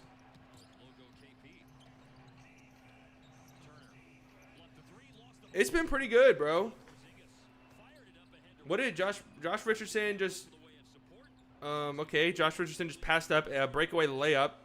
And now Tim Hardaway Jr. is kick out to Josh Richardson. That was a weird sequence. Josh Richardson missed a mid-range. What up, Brandy? Brogdon 3 off. I don't have the Pacers attempted a single shot that's not a 3. I said these blue light. I don't know if blue light glasses work. I kind of feel like they do, but I've been staring at a screen for so fucking long. I was up so late last night working. KP on Sabonis. Oh, putting the moves on. Gets fouled. Dude, KP, this aggressiveness, this confidence is nice to see. But it's been good, Nelson. Been streaming more lately. Had some pretty successful streams. Some crazy moments. But I missed the NFL season, dude. Oh, what? Sorry. I didn't mean to show that. That was my voice. You gotta wear them or your brain turns to scrambled eggs. Again, I don't know if there's any like actual research into these. I mean, I'm sure there is. I haven't read it. It feels like they work. I don't know if it's a placebo. Here, I'll turn this up a little bit more. It's really quiet. Sorry. 38 points in a road win for Dallas, Skim. It certainly feels like one of those games where he might topple his career high, knowing the ball's coming his way. When he's got a big on him, he's facing up and attacking. He's shooting over smaller players. Could this be like a blessing in disguise? One of these things. Yeah, I don't know much about the NBA. Yeah, I like it's like weird because when the NFL is going on, I'm always like, okay, the NFL. I mean, football is easily my favorite sport. But then when the NBA starts getting going, then I'm like, I don't know. I think the NBA might actually be my favorite sport. I think I just like them both equally the same. Oh, KP. All right, KP is not fucking around. But as I was saying, is this gonna be like one of those blessing in disguise things where you sit Luka, you piss me off, but you let KP get going. Oh, nice pass by Sabonis behind the back. Karis LeVert putting the moves on, goes around a screen. Good defense by KP. Gets in the passing lane. KP is a man possessed tonight, which is exactly what you want to see. There's a miss. Good challenge. Exactly what you want to see if you're KP. This is the first one. And nimble and quick enough to put it back. I just rewatched that Dorian Finney-Smith brick. Watch out for the Rangers said nobody. Yeah, seriously. Watch out for their train because it's fucking zooming. Justin Holiday throws up a prayer. Good defense by the Mavs. Oh, Tim Hardaway. Dorian Finney-Smith corner. Blow by. KP has taken almost every single shot. Oh, Trey Burke just broke his own ankles. He put the moves on Sabonis, but he broke his own ankles. And now this is a failed possession. Josh Richardson's going to throw up a prayer of a 3, and he hits. Hey, there you go. Who said that was a prayer? Who said that was a prayer? That was a bad possession, though. This is exactly what I was saying. Is like the offense can sometimes look very lost without Luka. Brogdon 3. That's what he does. Like they could still score. Don't get me wrong, but almost 5 rebounds, 6 assists a game this year for Malcolm Brogdon. Oh, KP popping for deep. Nope. Pacers are the only team in the league to have Knicks KP is back. 6+ assists. Beck, you said it, not me. And their backup point guard, TJ McConnell, who actually You said it, not me. God, the Pacers shoot so many threes. Trey Burke pulling up. You know who's not back? You know who's not back is Bubble Burke. Bubble Burke was that's a charge, ref. Looked like a charge. Blocking foul, Chris Porzingis, his first. Bubble Burke was a dream. Bubble Burke didn't exist. It was our imagination. Right, a little bit there. For some reason, whenever I join your stream, my dog tries to snuggle me. It's because I'm just an amazing dog person. And dogs can just sense my presence, even through computer screens. To the first quarter, and now a word from Kia. Introducing the all-new Sorrento, Even through the internet. storytelling machine. The Pacers didn't make any trades, right? I literally just went down a list of every team that did everything. They didn't make anything, I don't think. Shot 49% on threes in the 26 games he played with Sabonis. 3 seasons ago. Did Sabonis miss those? Remember all that weak Sabonis side missed both. action? Remember when Doug McDermott was on the When Mavs? he was here, maybe we'll see a dose of that when J.J. Redick is ready to He was only here for like half a season, right? Tim Hardaway, tough drive, misses a layup. At the rim is no good. Wanted a foul. I don't think he got fouled. McDermott and McConnell went into the game for Doug McDermott, 3. There's a McDermott Yep, you're going to have to put a body on him. Pacers a 2-point lead. That's why he's in Dude, the league. how many threes have they shot? Did they lead the league in threes? This is insane. 452 career games, a little bit over 40. This is insane how many threes the Pacers have shot so far. Tim Hardaway, speaking of 3. Nope. No, Porzingis seeking out an offensive Nobody. rebound. Oh, out of bounds. Chris Stapps is playing out of his mind. And because of that, Dallas Chris Stapps is playing out of his mind. Just so aggressive. 7 straight. They lead. This is beautiful. This is what we've been wanting. This is what we've been clamoring for from Chris Stapps. Quesalupa is back with its cheese. Maybe they just needed to, let him run things for a little bit so he can, kind of get his confidence back. What is this play right here? And the influence. KP, look at it, fighting for the offensive rebound. Nice. You're 7-3. So Thank don't you. Hold on to your seats. We're just here to tell What is this? Left on the shot clock, Richardson. Quesalupa's cheese-stuffed shell. Richardson, 3. Nice. That was a bad possession. Richardson bailed us out. Beautiful. Love to see it. What is this? Tim Hardaway misses. But look at KP fighting here. Brogdon's just too little. He's too little. There you go, KP. This is all we've been asking for, man. Just play like you're 7-3. That's all we've been asking. That's all. We haven't been asking for Wilt Chamberlain numbers. We haven't been asking for that. We haven't been asking for Prime Dirk. We've just been asking for you to play like you're 7-3. So we're upping the benefits So thank you. without upping the price. Introducing Magenta Max. Thank you for doing that. Now with But how many threes have they unlimited shot? data that can't slow down based on how much smartphone data you use. Plus, get Netflix on us and tax. Yeah, that was a nice 3. included. You won't find this Bailed us out for sure. 'Cause like I said, that was a bad possession. Get less. Right now, pay zero cost to switch, and bring your phone. We'll pay it off. Only at T-Mobile. The Pacers have already shot 12 threes. Chicken sandwich become a What? spicy chicken sandwich? Is it by slathering it in a fiery sauce or adding some crazy hot toppings? Shout out for the Philippines. If the chicken Shout out to in the chicken Philippines. sandwich wants to What up, be Ninjad? spicy, it has to come I think from that they're just resting him, man. I would hope that Luka's not tired. He's 22. They just had 2 days rest. The All-Star break was literally, just 2 weeks ago? I hope flavor can come from that he's not tired. I would imagine that it's just like our, front office, our training staff wanting to be as cautious as possible. But it is a little annoying. I'm not going to lie to you. 12 threes. Ugh. That feels like an absurd amount. They've only shot 5 twos. They just let it fly, huh? Where do they rank as far as, threes go?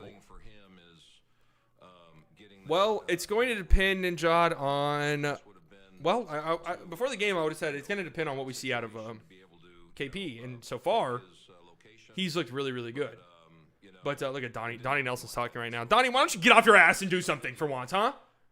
Told me Luke was one of his favorite players, and But before the game, I was going to say it depends on what we see out of KP. KP looks really good.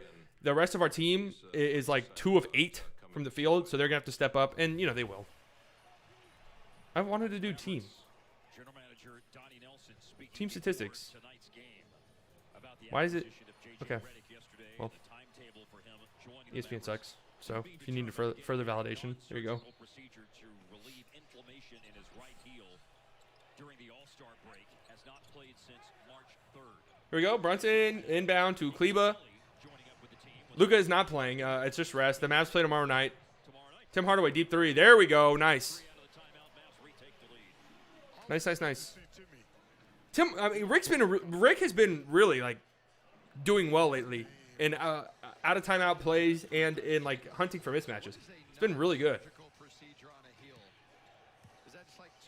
All right, TJ McConnell. Remember when TJ McConnell had 9? Who is that man?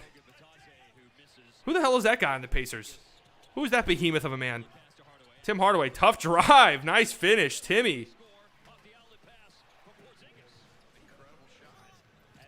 Oh, Edmund Sumner. Crazy finish over KP. Here we go. KP going at this random man on the Pacers. I don't know who this guy is. Number 88. Goga. Tim Hardaway, tough step back. Ooh, Tim Hardaway's feeling it. Tim Hardaway's feeling it. By the way, and I probably talked about this before I joined, but how you feel about the gingerbread trade? I think it makes us better. I don't think it's like an amazing trade. But, you know, you can never have too much shooting. And he's shooting like 80% on or something on catch and shoot threes. Tim Hardaway 3. I like that shot. He misses it, but I like it. But, yeah, I like the oh, McConnell. Nice move. Trey Burke's got to get out of the fucking rotation, man. But yeah, you can never have too much shooting. He's shooting like he has like an 80% effective field goal percentage on catch and shoot threes this season, and Luka is going to give you a lot of those. In our spacing, obviously we have much better spacing than the 3 seconds on the number 88 on the Pacers. Goga. Who is that guy? Goga.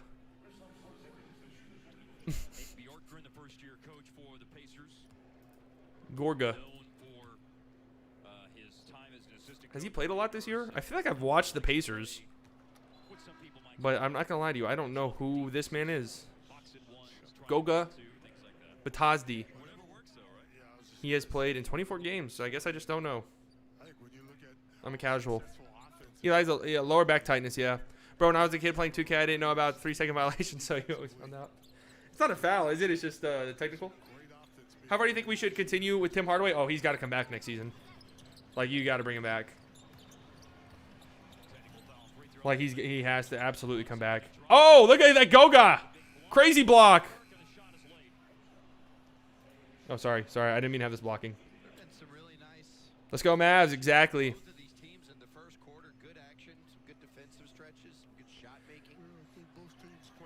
Yeah, it's kind of relatively new. Another 3 for the Pacers. Sumner. I mean, they're wide open is the fucking thing. Why is this, like, so choppy? Why is this so choppy? McConnell. Remember that game a few weeks ago where he had 9 steals in the first half? He's, like, pressing Brunson.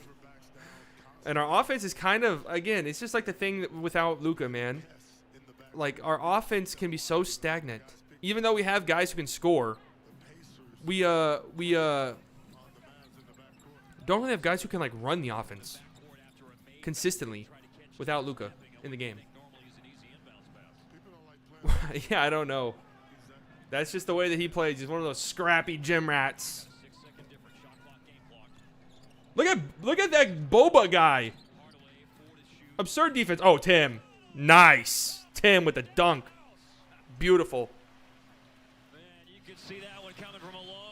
Tim Hardaway, I've been saying it all season long. Looks way more athletic this year. I don't know what that is. Dude, oh my God, Goga. Fucking Goga's killing us, man. Big finish by Hardaway to end the first, but then Batazzi with the basket. Goga. How you get killed by a guy named Goga? No offense to this man. With Porzingis scoring 13 and the Pacers, however, how you get killed by a guy named Goga? You're watching Mavs basketball presented by Choctaw Casinos and Resorts. You know, pretty fine half for the Mavs. Obviously, you're gonna need somebody. Not half, first quarter. Sorry. You're gonna need somebody to step up who's not named Chris Tapps. Tim Hardaway 3, nice. You know, when he hits one, he gets going immediately. Here he is again, a tough finish here for him. Again, he's been a much better finisher this year. I don't know if there are stats or anything to back this up, but the eye test says so. Here we have, what is this? I don't know what this is. Oh, TJ McConnell Trey Burke. Are you going to try to play defense or not? I mean, like, are we going to attempt defense? And then we have, what's this here? Tim Hardaway. Yam. Nice. I switched to Chevy. I switched for more room. I switched for my family. Beautiful. For adventure. Beautiful stuff. We love our Chevy. With an impressive lineup of cars, trucks, and SUVs, it's no wonder people are switching to Chevy year after year. I'm never switching So, back. I mean, the three-point shooting has been insane. 14 threes so far attempted by the Pacers. Chevy drives Texas. Find new roads. I'm trying to see Our internet came with so three-pointers many hidden made. monthly fees that now my husband has fees. I mean, that's covered obviously a in stat that fees. you can find. And our Shouldn't be this son, difficult. Itchy. He has fees. Even the neighbor has fees. But somehow I mean, they got shooters. I haven't gotten them. Just lucky, I guess. I turned Goga into an all-star, seriously. Well, the Mavs, this is what the Mavs do, right? Every season, every game they play, they turn one random guy into an all-star level player. So tonight, it's Goga. Congrats to him. Check out the all-new TB. The Pacers are middle of the pack in threes a game. They attempt 34 a game. Food, They are music, well on their way and to, lifestyle. I mean, The best of the web, all in one place. they're on pace to shoot like 50 tonight. See what your favorite players are up to both on and off the court. Way more than that. They're on pace to shoot like It's your online source for everything tennis. 63s tonight. The Mavs head to a Big Easy battle tomorrow on Fox Sports Southwest. Indiana up by 2 on to the second quarter of tonight's game between the Mavs and Pacers. 52% shooting for Indiana, almost 43 for the Mavs. I thought that I've watched more Pacers games, but I generally don't know who Goga is. Rebounded Indiana 16-10, and some offensive boards led to 7. Sabonis really hasn't done much, so that's good, but it's also kind of alarming because you're down 2. What do you think about the Magic cleaning the roster? I like it a lot. Goga's popping a 3. All right, no good. No good. Oh my God, can you fucking imagine? I don't know if that's in that guy's game. Again, I have no idea who that man is. But it looked nice. It looked natural. I like the Magic cleaning out the roster. I think it's long overdue. I know Trey Burke 3.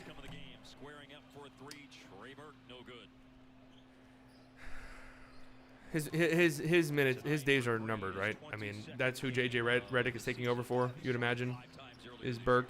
He just has not done anything. But long overdue for the Magic. They needed a roster overhaul. They needed just a commitment, right? Above all else, they needed a commitment to rebuilding, and they finally did that. And they're the worst team in the NBA, I think, right now. We were looking at the roster earlier. We were looking at like who they were starting. It's got to be the worst team in the NBA. It's terrible. McDermott. Woo! This three-point shooting, man. Jesus. Mavs gonna have to play some better three-point defense than this. Trey Burke driving on McDermott. Crazy layup attempt off the top of the backboard. Never had a chance in hell. Trey Burke is selling. I don't know what the fuck he's doing. Oh, good defense, though, by Brunson. Oh, sorry, Josh Green. Josh Green is getting minutes. I thought that was Brunson. Josh Green is getting some minutes. Good defense by him. That's what Josh Green does. He's got good defensive instincts and plays pretty good defense. Yeah, I just said that, Skin. Here we go. Goga. Couple of dribbles for McDermott. Oh, Justin Holiday. No, that's Sumner. Another 3. Jesus. This kind of feels like a historic night. Three-point shooting-wise for the Pacers. Oh, no, Dwight Powell's shooting a 3. He just, it fucking goes off the backboard. Josh Green, great rebound. Nice job, Josh Green. Seriously, they're listening to my stream. Josh Green, nice work. We know that's what Josh Green does, defense and hustle. Offensively, it hasn't been there. A great effort. But that's not to say it can never be. That's not to say it can never be. By 2 to start the quarter. The Mavs have trailed after the first quarter in every game. Dwight Powell breaking a 3 off the backboard, though. I mean, good God, man. That's what I'm saying. When Luka's not on the court, our offense is just, it has no idea what it's doing. Trey Burke, nice little pull-up. Yeah, Trey Burke's never deterred after missing shots. Brunson with a 3? How fucking far behind am I? Dude, Doug McDermott 3. Close the water off. Yeah, no, Brunson is very underrated. I like Brunson a lot. This arena, obviously. He does, yeah. He's having flashbacks to 3 years ago. We're going to need to be hitting 3s if this is Josh Green. Josh Green and one! I like that. That's an intelligent cut that time. Great job, Josh Green. So proud of you. So proud of you. I have been, you know, just begging for you to get more minutes. You're making all of us proud. Nice. I kind of feel like Josh Green, his athletic, you know, makeup and everything. If you just get him some minutes, you get him some minutes, get him some confidence, which hopefully he got in the G League because he played well there. We can get some offensive production, and he's somebody who could be like a Josh Richardson replacement. I would like to keep Josh Richardson, but that's a possibility. Jeremy Lamb, kind of been a bust for them, right? I thought that was a really good signing at the time. I think Chris App's going to be in an All-Star game? Maybe. It's going to be tough in the West, obviously. Dwight Powell's hurt. It's going to be tough in the West for KP. But if the Mavs like become really, really good and KP is our second best player, then I'd say it's a pretty good shot. No one from the trade joining up with the Mavs until tomorrow at the earliest in the case of Melly. See Dwight Powell, there's that knee you were speaking of, Skin. He need a knee. That always hurts. That hurts watching that, man.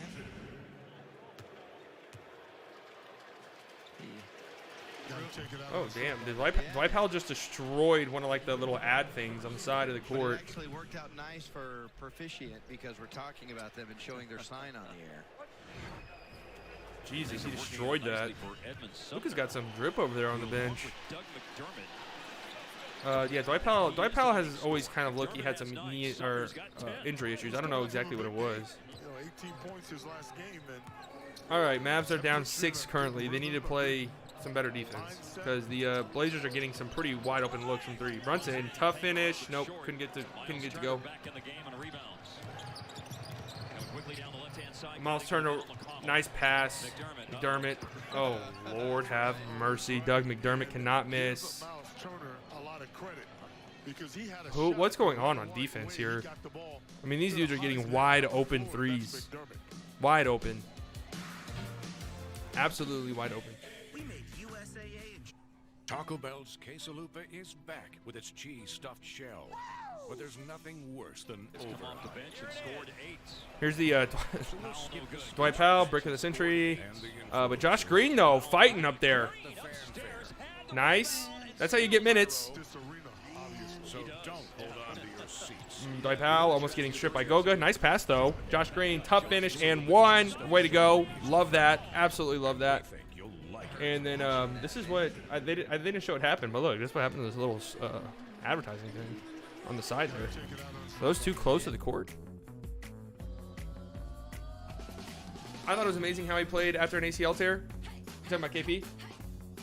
I mean, just being like a 7-footer, tearing your knee, and then coming back and still having the athleticism that KP has is pretty impressive.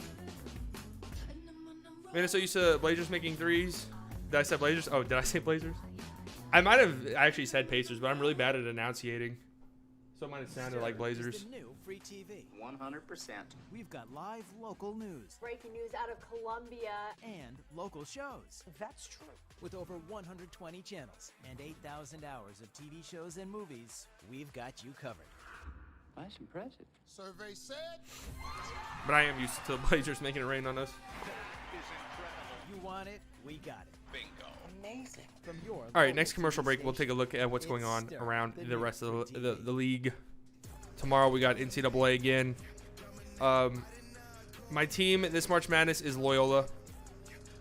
I need Loyola to win. I need Loyola to make the Final Four. I think if Loyola makes the Final Four, I will win my bracket.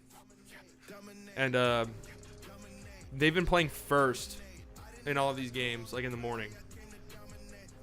So it's been nerve-wracking. You kind of get it out of the way. They're a 7-point favorite. I don't like that. They thrive when they're the underdogs.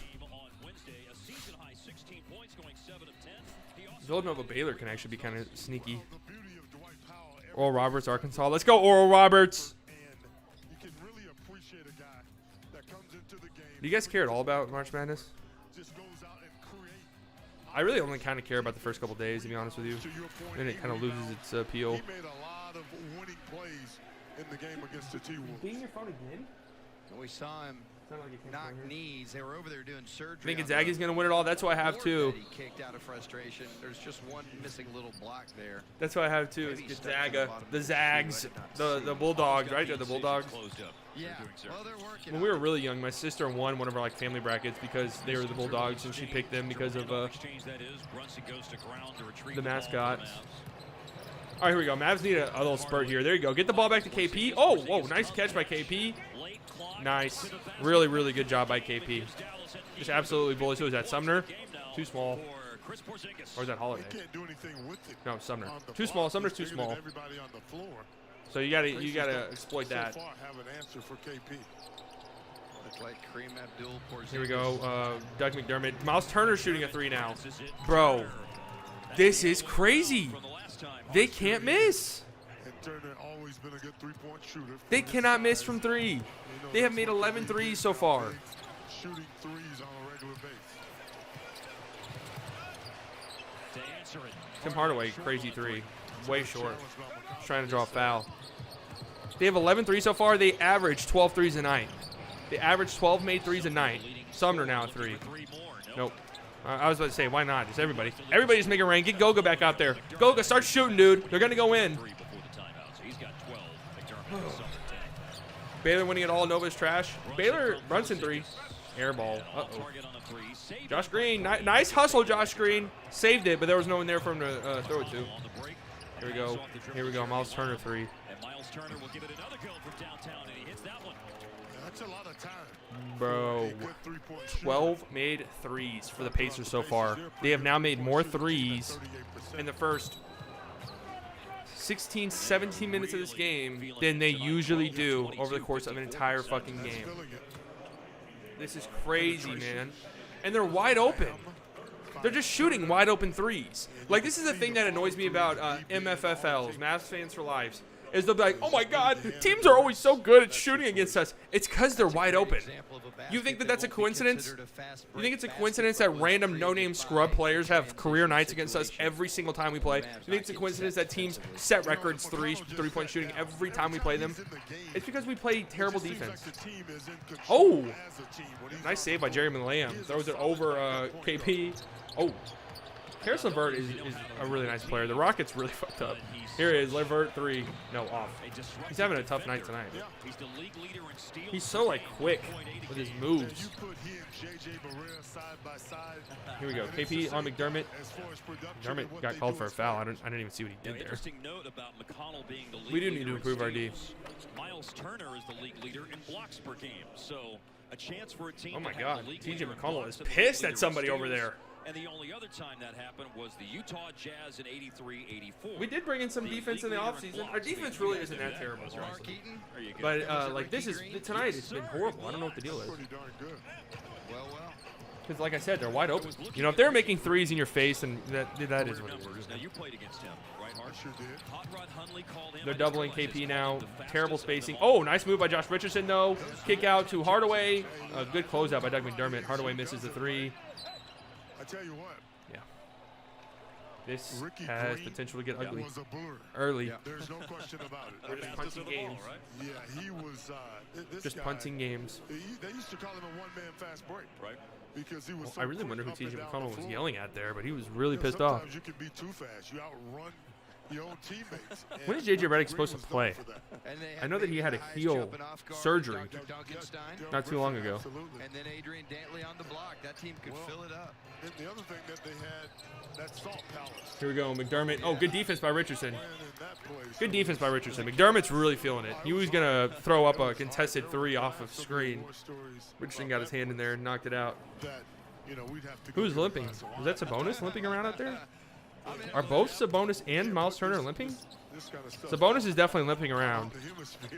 I'll pay for your wine to hear those stories, Hart. Trey Burke driving, gets his shit swatted to Kingdom Come by Miles Turner. Trey Burke is probably not going to play another minute on this team once JJ Redick's ready. Jeremy Lamb 3. Oh, airball. Airball to wide open 3. Man, Jeremy Lamb's been a bust, huh? Any Pacers fans in here? And Tim Hardaway Jr. charge. This is exactly what I'm saying. Sure, Tim Hardaway Jr. can score. Sure, Chris Stapps can score. Jalen Brunson can score on their own, but the offense is just lost. as LeVert takes a step right to the left. Offense is just lost without Luka sometimes. I don't know if he was completely set, but he did. I don't know if that's a square it up charge, but little bit. whatever. Yeah. Trey Burke's And horrible. that's Yeah, no, probably he's the been right terrible. call by the Like, he official. was good in the bubble for sure, but he has Upon just not been seeing good it at on all. replay, this there was season. a little bit more exaggeration than absolutely. than I realized at first. Initially thought, yeah. Well, you brought it up, Harp. There was a lot of good players from that era of Michigan basketball that are in the league doing Were stuff. Karis LeVert and Tim Hardaway Jr. on the same Michigan team? Because Trey Burke was on that team too, right? Here we go. Sabonis on Kleba. Pretty good defense by Kleba. That seemed like a bad help. Bad help by KP, who bites on a bump fake. And, bites on a bump fake? Is that what I said? Bites on a pump fake and charges or fouls Sabonis. And how about Juwan Howard as a second-year coach? Who was TJ McConnell yelling at? Was he yelling at his coach? He's done a fantastic job. Yes, sir. In my opinion, as a coach at that college rank. You kind of felt towards the end of his NBA career he'd be a coach. I don't know if it'd be college or what. Yeah. Had a big bench presence. He gets guys to buy in. Some bump fakes. And that's the key. Sabonis is king of the bump fakes. And of course, we're big fans of Juwan around here with two different times with the Mavericks. Yeah, he was a Sabonis misses another free throw. Mavs are down 14, but this could get ugly quickly. 7-0 scoring, 7-0 scoring run. The Mavs haven't scored in 3 minutes. Nice moves by Richardson though, and gets fouled. Might have gotten bailed out there. See, I like that play by Josh Richardson. But Josh Richardson, you like his aggressiveness. His aggressiveness as of late has been nice to see. Bucket in a bad way. So you attack. You be aggressive. And he missed the shot. Short-armed it a little bit, but still drew the foul. And I think Dallas is going to have to. All right, we need these free throws. Both of them. The best guy to have here. At the line, and he misses the first one. The Mavs are back with Mavs trivia tonight only. One lucky winner will receive a Whataburger High Five line pass to cheer on the players live, a $100 gift card, a Luka jersey, and other awesome merch.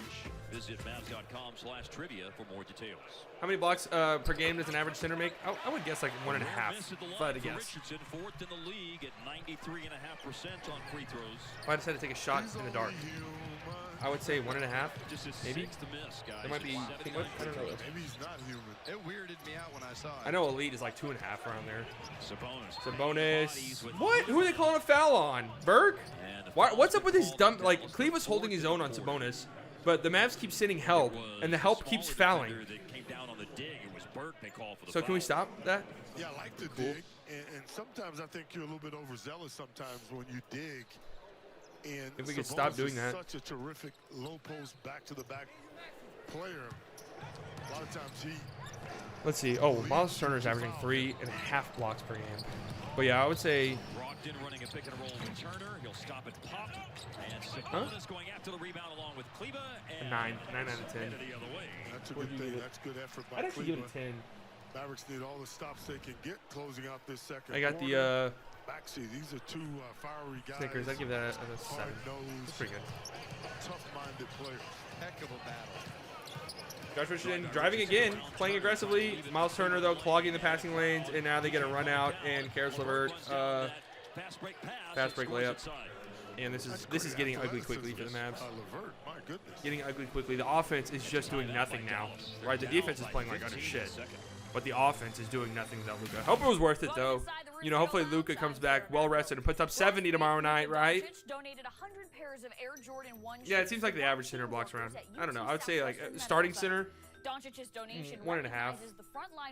Probably what you would want to see out of your center. Of course, like blocks don't tell the full story. Because you know, guys like Hassan Whiteside put up a ton of blocks but are terrible defenders. And on the flip side, you know, some guys don't get a lot of blocks but contest a ton of shots. What? Something like Bam Adebayo is a perfect example of that. 16th in blocks right now, but you know defensively how good he is. So we'll skip the speeches. And the I wonder who leads the league in blocks from the guard position. Matisse Thybulle. 1 block per game. So don't hold on to your That sounds about right. We're just Is Thybulle a guard? The Quesalupa's cheese stuffed shell is back, and we think you'll like it. Who leads the league in blocks from the point guard We position? make USAA renters insurance for the stuff you love. Because if it's worth lugging up 5 Ben floors, Simmons. Yeah. it's worth That's protecting kind of a cheat code for as though. low as 33 cents a day. I mean, I would show highlights, but the Mavs have done nothing, so let's see. Have I showed these already? KP, nice little. This is so long ago because the Mavs went on like a 7-minute stretch where they didn't score. I felt like. Nice little finish there by KP. What is this right here? Oh, McConnell yelling at somebody. Don't be a fucking pussy. That's what he yelled. Don't be a fucking pussy. Who's he yelling at?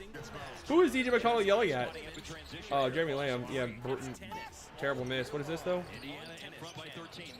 Oh, I don't know why that was a highlight. Yeah, there you go.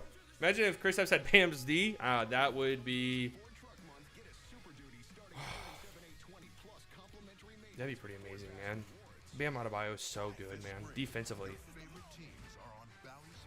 That versatility is what you want defensively. It just is. It just is. That's why Ben Simmons is so good. Right?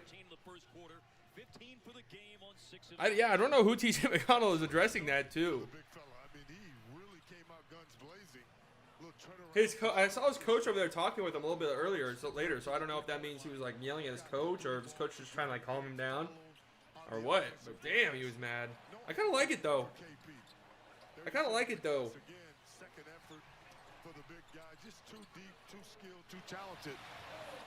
I mean, KP's pretty much the only guy who has shown up. My only thing is, if a guy is playing that well, he should have more than 9 shots. I agree, Harp. Only 9 shots. Like they were going right at KP early and often. They were going right to him, and he was shooting. And it feels like they've gone away from that for some reason because Trey Burke feels he's got to put his shots up, and Dwight Powell wants to shoot threes. There we go. KP off the dribble. What? They're not going to call a foul on that? Nice tip-in, though, by Dorian Finney-Smith. Really nice play by KP, though. Well, right past Miles Turner on the perimeter. We rest Luka, and this happens every time. I agree, Rohan. I think it's so annoying. I mean, I don't know. I understand resting from time to time. Believe me, I do. But if we're going to start resting Luka on every single back-to-back, that's so dumb. Karis LeVert. Look at Kleba. What have I been saying? What have I been saying about Kleba's defense? That perimeter defense has been really good lately. Every time he gets matched up on like a wing or a guard, he's really held his own. Man, Brunson's really been struggling. Brett Cuban is on that run. I don't know who it is. I really don't know who it is. How do you think that feels for the rest of the players on the team? Are you cheering for the Pacers or Mavericks? I'm cheering for the Mavs. I'm a Mavs fan, but I'm not annoying though, I promise. If you're a Pacers fan and you don't want to associate with any Mavs fans. Kleba's made some mini improvements. Yeah, no, Kleba has been good this year. Like, very, very good. If we rest more of our starters, damn it, underrated starting 5. Yeah, I mean. Is he underrated? I think a little bit, yeah.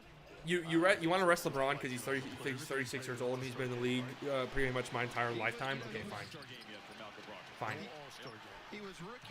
You want to rest, a guy like Kawhi because he's had like legitimate injury history? Fine. You want to rest, Paul George because of the same reason? Cool. A 22-year-old superstar who literally runs your entire team. Resting him is so dumb to me. It just is. The offense is so stagnant without him because Brunson, while he's good, he can't really run an offense. Good defense by Sabonis. He can't really run a defense. KP already has a triple-double. I wish. A double-double, by the way. I only love KP because he's the only 7-3 player that shoots. Is amazing. Yeah. He's a unicorn, man. He is a unicorn. They call him that for a reason. That's one of those things where Dorian kind of has to give it. I mean, even like his ability to cross you over. He's got pretty nice handles for a 7-3 dude too. Nice explosive. He's pretty explosive as well. Damn. You do kind of wish sometimes that he played a little bit bigger, right? It's just frustrating because you have an entire team built around Luka. Literally, he's your entire team. You have the team. You have the roster literally built that way. So resting him all this time is so dumb. What was the bet? What was the bet, Zyro? I will, if you are a bettor in here, because I know for whatever reason bettors flock to these streams. If you are a bettor in here and you're thinking about betting on the Mavs, check their schedule and make sure it's not a back-to-back. If it is the first or second night of a back-to-back, usually I think it's the first or second night of a back-to-back, a very good chance we are either sitting Luka or KP or both. It's happened before. And I'm I'm not a coach. Amazing is a stretch. 1/3 of games, yes. The other games, nope. He'd be in the game. Talking about KP. He's been a little bit inconsistent, but his shooting, as you know, percentages are pretty good. Oh, nice cut by Richardson. Bad pass to KP, who was cutting. KP putting moves on Miles Turner. Miles Turner's just too good on defense. Josh Richardson, 3. Nice. Needed that. Pacers fan from Dallas here. I became a fan of Indiana because of Reggie Miller, but yeah, I love watching both of these teams. I do like this Pacers team, and I've been saying I love Karis LeVert. I've always liked his game, and I just think that was an amazing addition by them. Sabonis is one of the more fun, travel. Sabonis is one of the more fun bigs to watch in the NBA because of his, passing ability. Is that what you're saying? Brogdon's a dude I always kind of wanted on the Mavs. They're a fun team to watch, and I really like Justin Holiday. I think he's super underrated. Oh, great move by KP. Can't finish. He keeps getting a... Oh, KP just missed a bunny. Damn.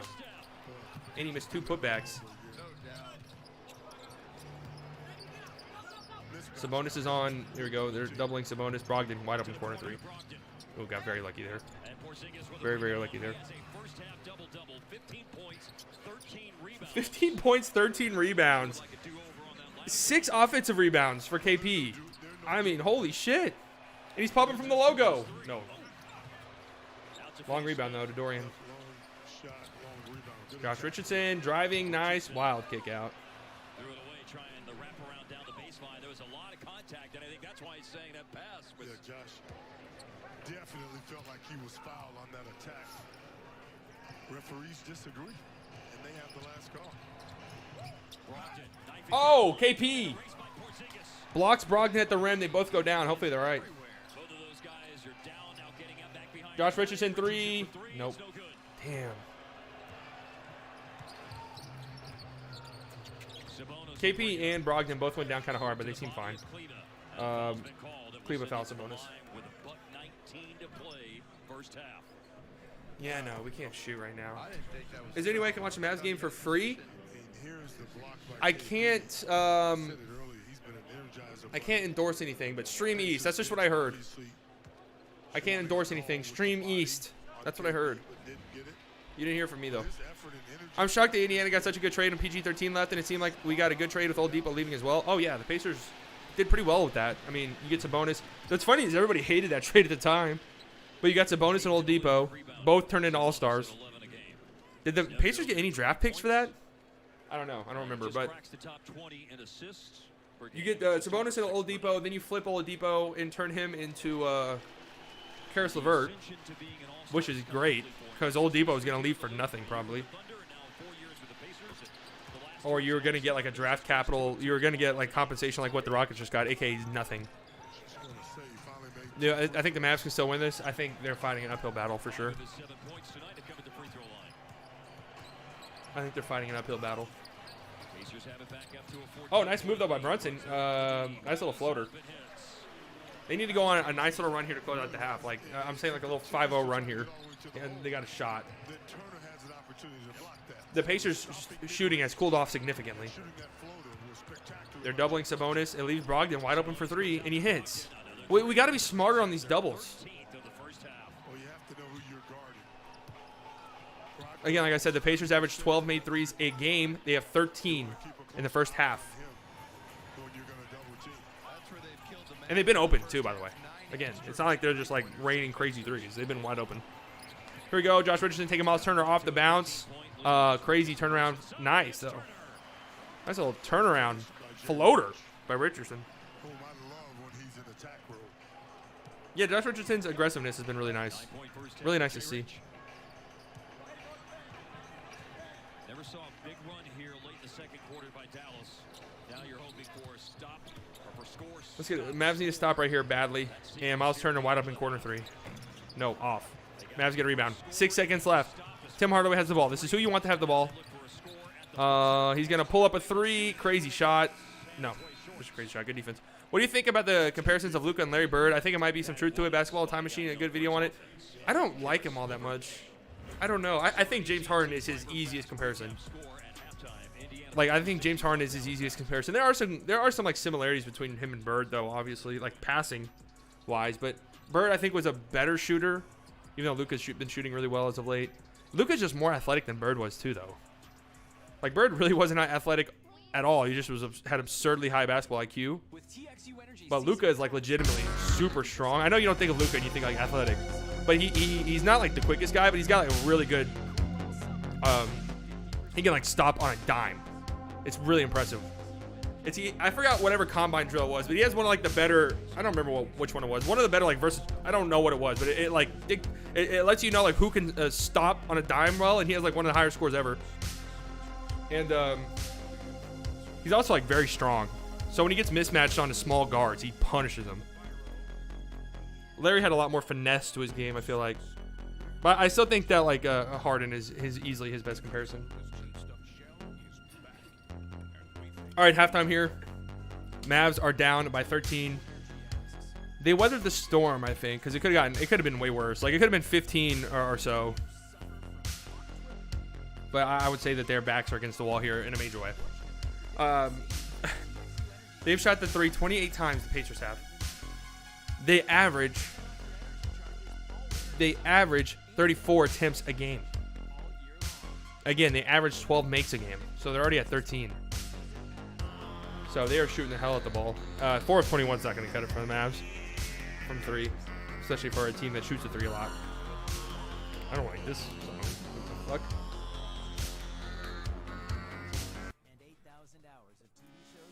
This actually better be royalty free because the other one I played a couple nights ago.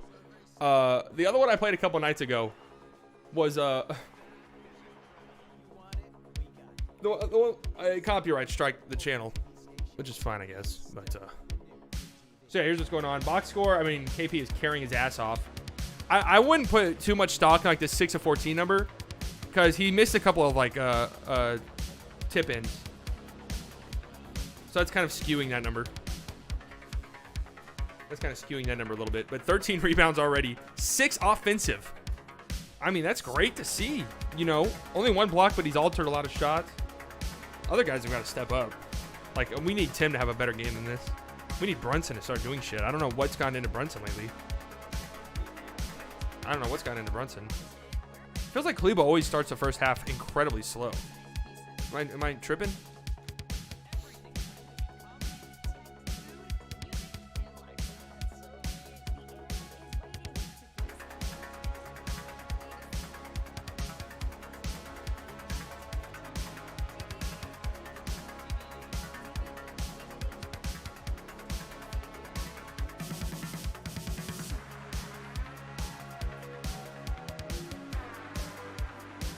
He's out the rotation, right? Like, I like Trey Burke. He was great in the bubble, but he can't play once JJ Redick comes in, right? Josh Green's a -11, but I thought he had some pretty good minutes. Honestly, I was actually pretty, you know, encouraged by what I saw from him. But for the Pacers, I mean, look at this: 3 for 5, 3 for 5, 4 for 5, 2 for 3. They couldn't miss. Can't say 6 offensive rebounds if you say no stock, and 6 of 14 because he had 2 rebounds on his own. That one play you're referring to, so yeah. Well, I mean, yeah, that's true, but he's still getting the offensive rebounds.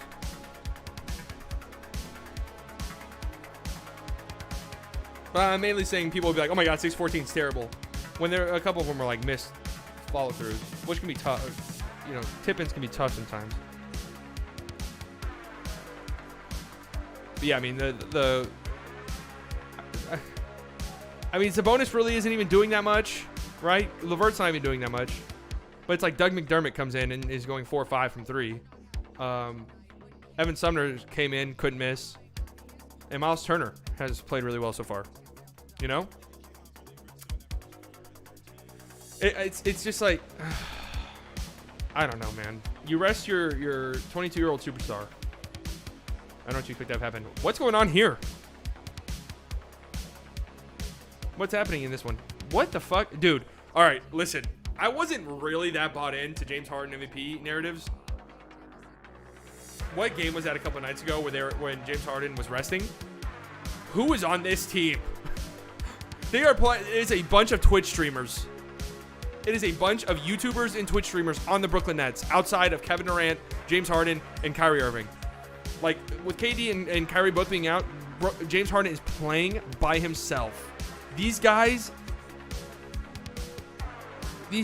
are just, I can't believe that James Harden is doing what he's doing with these guys. I mean, some of them aren't terrible, right? Like I like Jeff Green. I think Bruce Brown's been decent this year, right? I mean, Blake Griffin, obviously. Blake Griffin's actually having a really nice game playing against his former team, so there you go. Oh, my God. Dude. What? The Pacers have a fucking 15-man rotation. Is that just like a new thing? Why are they playing 15 guys? That's hilarious. That's really funny. Kind of want to pull that game up. Oh, this is a good one too. Okay, hold on. We got to hit League Pass while we're here at the halftime. The halftime. I don't know why I said it like that. We're here at halftime. We got to see what's going on around the league. Do we tune into the 5-point game here in Brooklyn? Or the 4-point game here in Tampa? Wow, it looks like it's a 2-point game now. Okay, we're watching this one. I guess I can always pull up both, huh?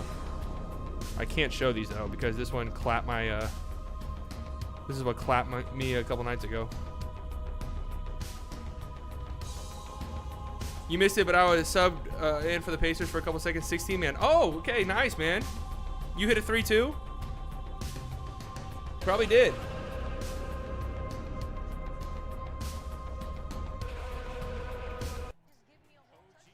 Here we go. 20 seconds left. Devin Booker looking to ice the game against the Raptors. Oh, great defense by OG Anunoby. Miles, Mikal Bridges gets the rebound. Chris Paul's on the ground. Wow, Mikal Bridges. Once Doug gets high, I know, man. I mean, Doug was on the Mavs for a little tiny bit, even though it was like, you know. I was very excited about Doug being on the Mavs. He was only here for half the season, I think, right? My mom got subbed in as well. She was the 14th man. Nice. She probably hit 2 or 3 threes. Against the Mavs. Again, that's how the Mavs are, right? You're like literally, your mom could go out there and hit a few threes. That's how it always is. Yeah, that is I mean, Mikal Bridges is so good, dude. I'm telling you, Mikal is so good. Obviously, we all talk about Booker and Chris Paul and Ayton, and rightfully so. I mean, I don't even know if that's unpopular, but I think Mikal Bridges is better right now than DeAndre Ayton, or at least a little bit more impactful. I don't know if that's a crazy take. That's how I feel. Why don't I just do the little double screen here? Because Brooklyn's only down by 6, and I fucked it up.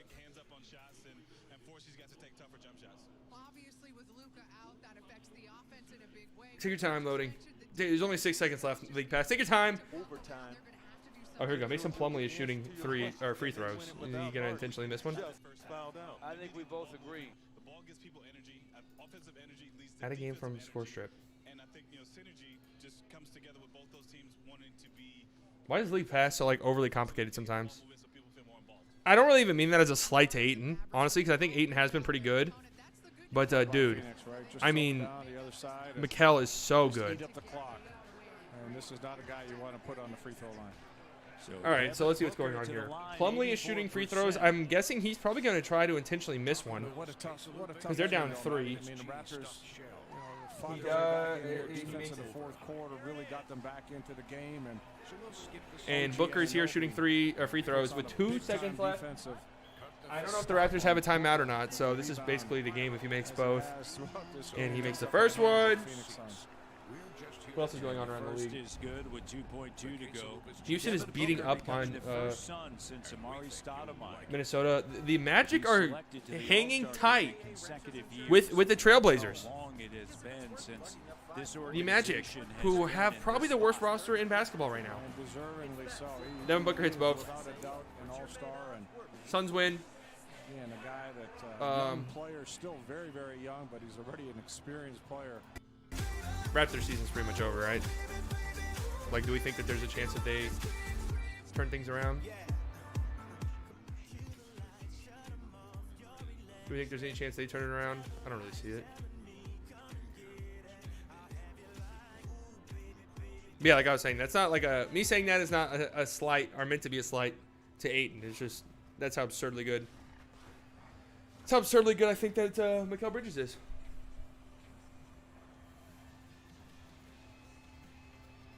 here's what I think. You really pressure. 6 seconds left here for the Pistons. They still do have a timeout, so they can go for a steal. They can foul. Hope that whoever gets it, Harden, I'm guessing, misses one. Obviously, Harden is a free throw god. The Celtics are beating up on the Bucks. Last I looked at that box score, granted it was a long time ago, Giannis had like 4 points. It was 1 of 7. He has 16 points, 6 of 12. Still definitely a disappointing game from Giannis. But Jason Tatum, 34 points. Jason Tatum has these games, right? Like, that's what kind of makes him frustrating because he's a little... Somebody's flopping on the Pistons, and they get Joe Harris is going to go to the free throw line. That's good for them, too. Wait, what? What did they just say? Joe Harris is only a 70% free throw shooter? Really? They got a timeout if they want it. Interesting. Pretty much comes down to this. Harris makes 2, it's over. In all likelihood. 71% free throw shooter for Joe Harris. He makes the first. He makes this one, it's over. Los Nets. That one was shaky. Yeah. Mavs game is at halftime for anybody who might be wondering why we're watching the Nets game. Out here, block out. Just in case. He misses. Plumlee going for the rebound. And Blake Griffin fouls, but honestly, that might not be a bad foul. Fouls on the rebound. Yeah, the foul was called. So Plumlee's going to be shooting free throws. Griffin, I believe. Only 2, and they're down 3. It's really... Harris pulled a string on that. That's nervousness. Really not a bad foul. He's a heck of a shooter overall, but sometimes if not a bad foul. Your friend, they got to try to intentionally miss this one, or at least the second one. I think Mason Plumlee's looking to make one and miss one here. If he can. Yeah, I just said that. Make one and miss one. And he misses the first one. Mason Plumlee, Team USA superstar. 5 seconds left, so it's hilarious how Blake Griffin decided. Yeah, no, that was actually really funny. You know that they did that on purpose, though. He makes it. Okay, we're in the same situation as we were a moment ago. I guess there's 4 seconds left, and you still do have a timeout. 4.5 left.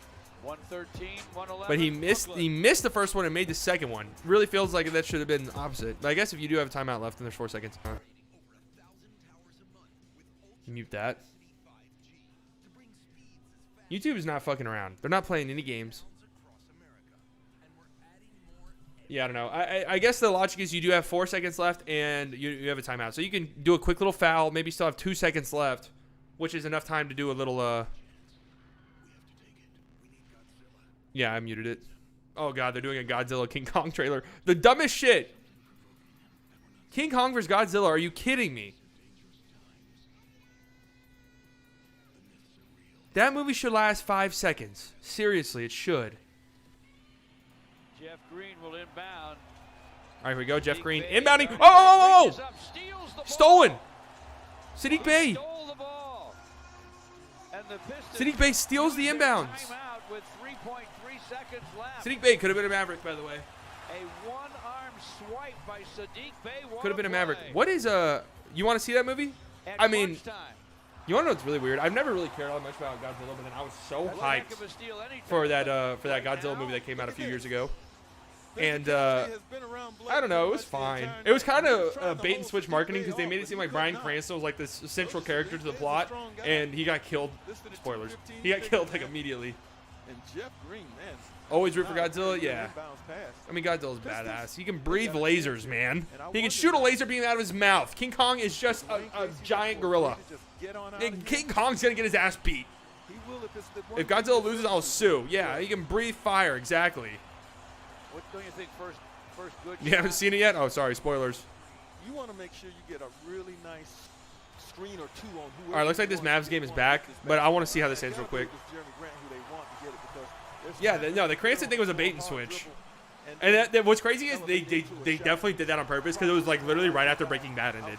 So everybody was possession for the Pistons have the ball. The Nets were inbounding, a chance to make free throws, and Sadiq Bey stole the inbounds.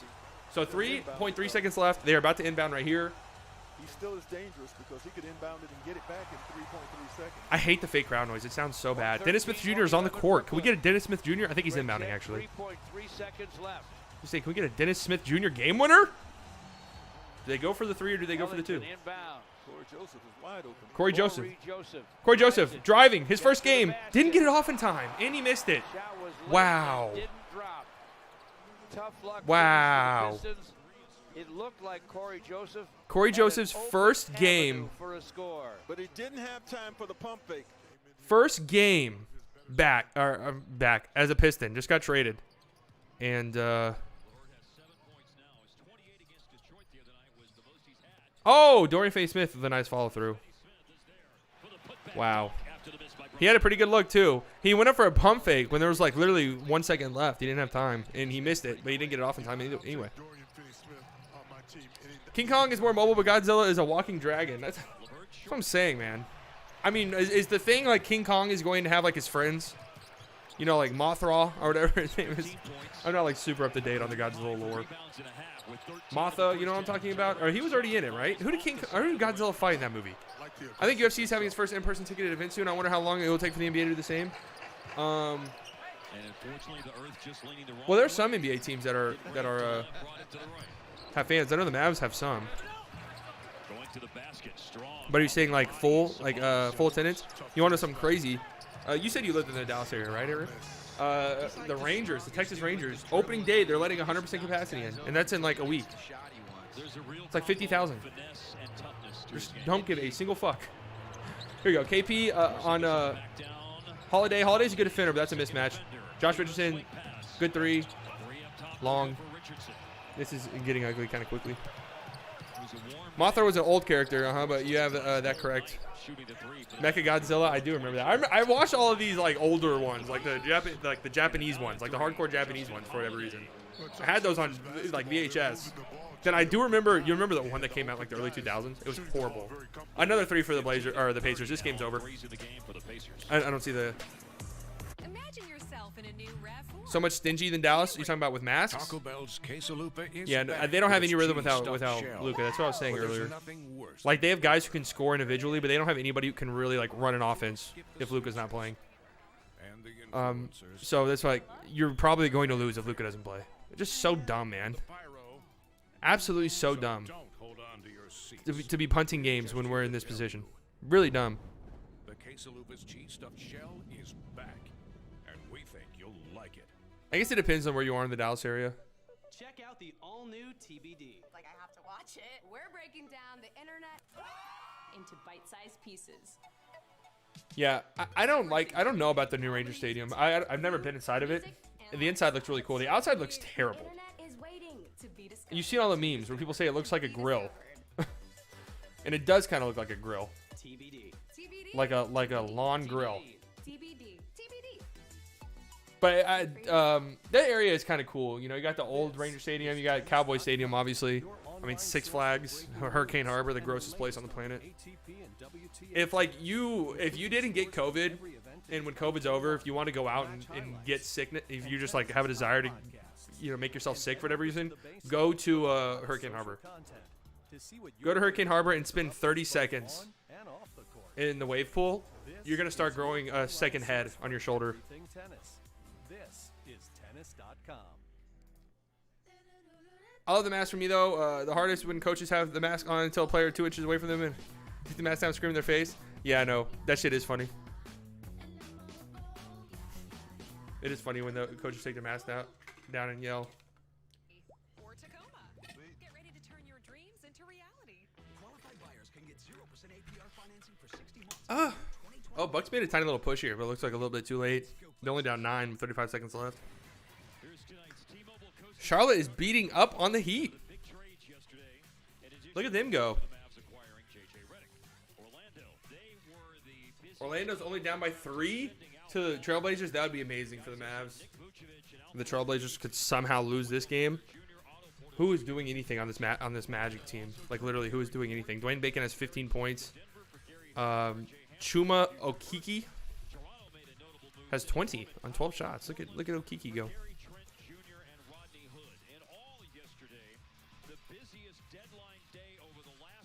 Chuma's a rookie, right? Because he was hurt. He was towards ACL in like March Madness or whatever that was. Lived outside my life and I've never been to the new Cowboy Stadium. Really? And this? No, this is water, but I need some more. Dude, the Lakers are going to lose damn near every single game they play. I don't know if you watched that game last night. They're terrible. They're really terrible, man. Fuck, I don't mean to keep doing this.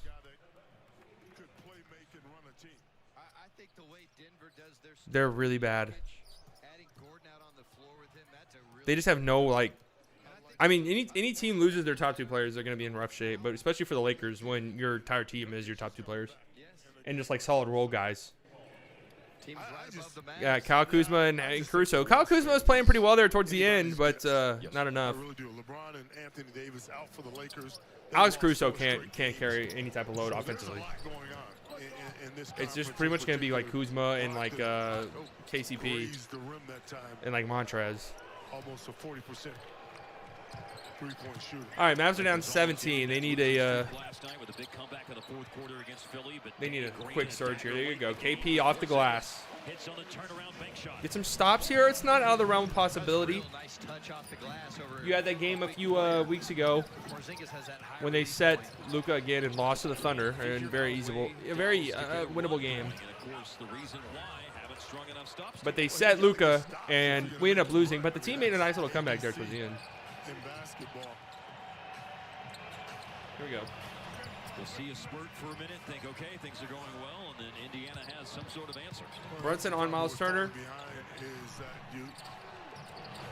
KP's got a mismatch. They're doubling him. No, they're not.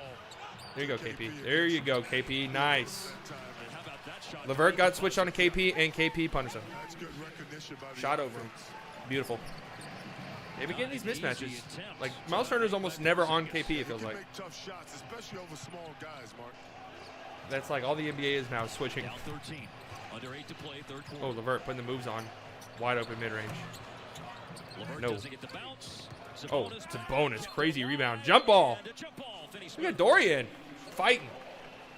All right, nice little stretch here for the Mavs. Trying to dig that ball out. Great play by Dorian to time up. Good job, Dorian. So proud of you. I mean, he goes for offensive rebound. All right, if you're here, I know it's annoying. I haven't asked all stream, actually. But make sure you like the stream and subscribe if you're not subscribed. $100 giveaway at 500 subscribers, so make sure you don't miss it. Make sure you subscribe. Every Mavericks game except on Sundays and Thursdays. Sunday is the holy day, the day of our Lord. Biggest deficit that Dallas has faced. Just play hard. That's what Dorian's doing. And Dorian wins the jump ball. Let's go. Nice. And Thursday softball. Sunday's actually Dungeons and Dragons. It's not the day of the Lord. Miles Turner with the block. It looked like Turner's had 3 blocks tonight where it's looked like it's hit off the backboard. Maybe you get a little bit of the benefit of the doubt if you're the shot blocker that Miles Turner is. Nope. Wow, that was literally perfect timing. Offense to commit first, and Turner does an excellent job of guys committing themselves to him, and he goes up and he gets the perfect timing by Turner. He's averaging, what did I say it was? 3.5 blocks a game? It's crazy. Here we go. Kleba on Sabonis. Good defense by Kleba. Sabonis backing him down. Tough. Nope. Good defense. Kleba. Airballed a little turnaround. Little fadeaway. Kleba's defense, man. It's been great. Here we go. Dorian. Nice pass. Kleba. Corner 3. And 1. Kleba hit the corner 3. Turner threw KP down while the shot went up. So it's going to be an and 1. Exactly what we need. Yep. Bang. Make it a 9-point game.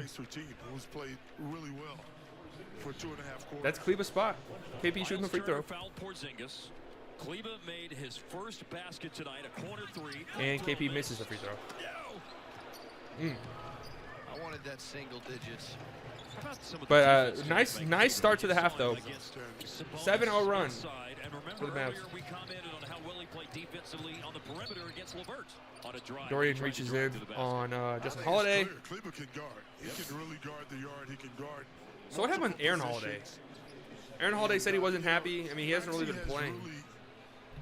It's definitely, no offense to him, the worst out of the Holiday brothers. Night in and night out. I like what he does for this team. Oh, nice pass by Brogdon. Good defense by KP on Miles Turner, though. All right, Mavs are on a nice little run here. Oh, Josh Richardson, nice. Stop. Good ball movement. Good ball movement. Great ball movement. Oh, my God, Miles Turner's a fucking beast down there. KP had a cutting dunk. It looked like an easy dunk. Oh, that's a backbreaker. That is a backbreaker. Turner with an absurd block. They go down the court. Brogdon hit a 3. 5-point swing. Man, that was a crazy block by Turner. I think they said that was Turner's 5th block. Here we go. KP on Brogdon. Yeah. Yeah. Off the glass. That's too easy. Not to be deterred. I mean, I'm not even mad at KP. That was an insane block. I'll show it at the commercial break. Whenever one is. There you go, Kleber. Good defense on Karras. There you go, Kleber. What's gone into Maxey, man? I know he's always been a good defender, but Jesus. Brunson missed a cutting Kleber. There you go, KP 3.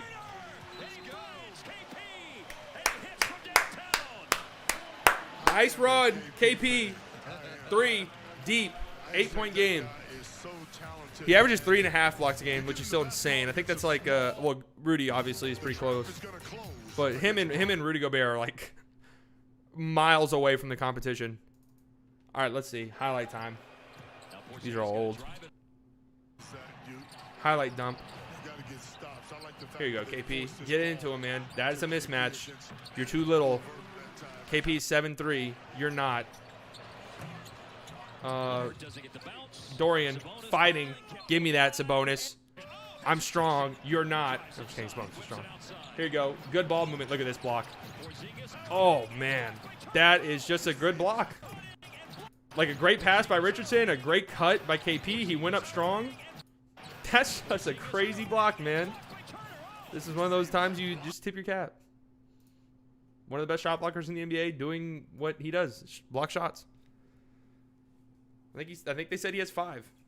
But there's nothing worse than overhype. Here it is. So we'll skip the speeches. Yeah, that was a good ball. I mean, that was like almost perfect offense. But Miles Turner just swallowed it. Man. So don't hold on to your seats. Again, I mean, you just tip your cap there. Great cut by Mac or KP. Great find by Richardson. And we think you'll like it. Miles Turner, man. We made USAA Renters Insurance for the stuff you love. Miles Turner. Because if it's worth Is Miles Turner from Dallas? Floors, it's worth protecting for as low He went as to UT, 33 right? cents a day. It's that simple. USAA. Bedford. What you're made of, we're made for. Yeah, suburb of DSW. So you got a little homecoming for Turner. That sometimes means guys have a big game. He's got 5 blocks. He's a good player, man. It's a 12-3 surge for the Mavs right now. They have been down by 17. Bedford. But they have climbed to within 8. 5:35 to play in the third quarter. Nice surge by the Mavs. This is kind of, I don't, obviously I want us to win. But it's been nice seeing KP play like this. 15 rebounds in the game. Kind of regardless of the outcome. By far the leading scorer for the Mavs. It's just frustrating not having Luke out there. It's just annoying. Marquee matchup. Porzingis with 24. Brogdon has 4 made threes and 15. Dude, this Orlando Magic starting lineup. Dwayne Bacon, Chasson Randall, James Ennis III. Yeah, he's still in the league. Chuma Okeke and Kim Birch. Holy shit, man. Who are you wanting to go deep in the playoffs besides Dallas? I really want to see Utah take the chip. In the West, I don't really have a team in the West that I love. I think the Nuggets are fun to watch. The Suns would be cool, obviously. It would be cool to see the Suns go kind of far. Dame's always kind of fun to watch. But it's like the Lakers and the Clippers, like, ugh. Who else is towards the top? Underrated point guard in Is that this it? league. Did I miss anyone? So now look out because There we go. In the East, I think I don't know. I like James Harden a lot, so I would like to see the Nets make a really deep run because I have a very unpopular opinion about James Harden, where I think the moment James Harden wins a ring, I don't give a fuck about the circumstances. Brunson 3, nope. Good luck though. The second that Harden wins a ring, he's over Dwayne Wade for me. Turner has 6 rebounds and 9 points. Turner 3, no. Oh, Sabonis, crazy rebound. Quick feet. Yep. Quick jump. And just a crafty play by Sabonis. Nice play by Sabonis. Who plays Grab that rebound. more like a guard than he does a big. I also kind of like to see the Bucks go far because, you know, the disrespect. Oh, Brunson misses a bunny. Eesh. I feel like the Giannis disrespect has gone a little too far. McConnell rolled into his leg. Porzingis helped up. And winning would alleviate some of that hatred. McConnell is one of those guys that needs. I don't want to see the Heat go far. Heat fans have annoyed the shit out of me. I don't want to see them go far. Man, that's unlucky for Brunson. Everybody's turning around. Like McDermott was turning around, acting like that shot was going in. That was more JoJo English than Alex English. I like that. I beat JoJo English, huh? I wouldn't mind seeing the Pacers make a deep run. I just don't think they will. He told me he was going to knock me out, and I said, oh, no, you're not. Who else is in the West? Or in the East, I'm sorry. Sixers. I have a weird relationship with like the 76ers where I do kind of like them. But I have to remind myself that most of them are Eagles fans. No, I don't want to see Miami go far. Oh, yeah, that's right. Miami and Pacers hate each other. That's more of like a T.J. Warren rivalry, though, right? Doug McDermott, ready, catch and shoot. No. Sabonis, another offensive rebound, goes back up. Good defense by KP. Sabonis again gets a rebound. And good closeout. Good ball movement. McConnell, wide open 3. That shot form is hideous. He misses. And Doug McDermott gets a fucking rebound. Here we go. Who's that? Karis LeVert 3. It's off. Brogdon gets a rebound. And oh my God, thank God, Dorian Finney-Smith knocks it out of his hand. Jesus. Here we go, Kleba. Kleba at his spot. Nope. Good shot though. KP, nice rebound. Back to Kleba. Oh, shoot that again, Kleba. Good ball movement. Richardson, nice hands. Who was that? Sumner. Nice hands by Sumner. Was that a charge? Yep, charge. And that might have been a bad call. That and the big 3 Heat versus, oh, that's true, the PG-13. I mean, the thing was like the Pacers, out of any team in the East, gave them, gave the Heatles, you know, a run for their money more than a lot of other teams. Them and the Bulls, obviously. The referees are waiting to give the ball to Hardaway to see if there's going to be a challenge. No challenge, Yep, no challenge. That was a tough one, honestly, I don't know. Sabonis has a double-double tonight, 11 points, 11 rebounds, also 5 assists. That's just his second foul. Trey Burke, nice drive. Nice finish by Trey Burke. Tough finish. You think that was a charge? It's one of those like 50-50 ones. Travel, good defense by KP. Sabonis traveled. Wait, what the hell just happened? They call the travel a lot more now. You're so happy when the 2011 Mavs, dude. Trust me too. That was like a. That would like doesn't even feel like it was like it was real. I can't even describe. That was like a. I can't even describe. That really didn't feel like it was real. Oh, bad pass by Trey Burke. Backcourt violation. Hey, bad fucking pass, Trey Burke. Is James Harden the front runner for MVP? Hoop Central tweets. No, I do not think so. Jokic still is. But Harden, I think, is probably number 2. Harden's probably number 2. Him or Giannis. Sabonis. Nice. Tough finish. McConnell is hurt, or McDermott is hurt. Oh, and McConnell gets a steal. Sumner. Good pass to Sabonis. Tough. That is a back-breaking stretch there for the Mavericks. What is this, a mosquito? What the fuck are you doing in here? Get off! He's a winning player. How did that get in here? Here you go, KP 3. This will be a big shot. Nope. Hit the shot clock. Oh, it's stuck. The ball is stuck up there like by the shot clock. Stance. Call for bogey. Boban is pointing down. East has nothing to talk about with LaMelo and LeBron being injured. Yeah, I know. Give a shout out. He did. Steph too. Yeah, what up, Garrett? Pacers look pretty good tonight. No Luka though. But I mean, they've hit their shots. Miles Turner's blocking everything under the sun. It's been nuts. He's like, I see you down there. Good work. Funny. Game recognizes game. Seeing Jeremy Lamb, man, I was so excited about that signing. Been hurt though. Gets a nice little runner. Yeah, I know. Yeah, time to get Boban. They got somebody just like grabbed like a little mop or something. Yeah, I know. That run quickly dissipated.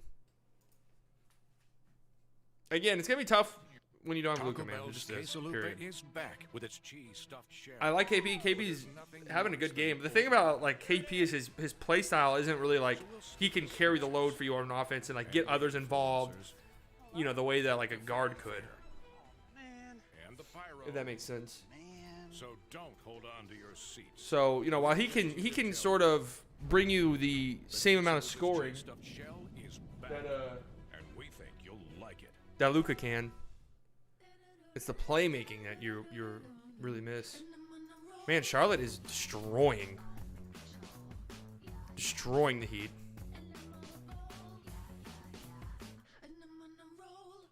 Destroying them. Malik Monk has 32. Is this one of the Malik Monk games where he just goes nuclear? I guess so. Every now and then, Malik Monk has one of these games.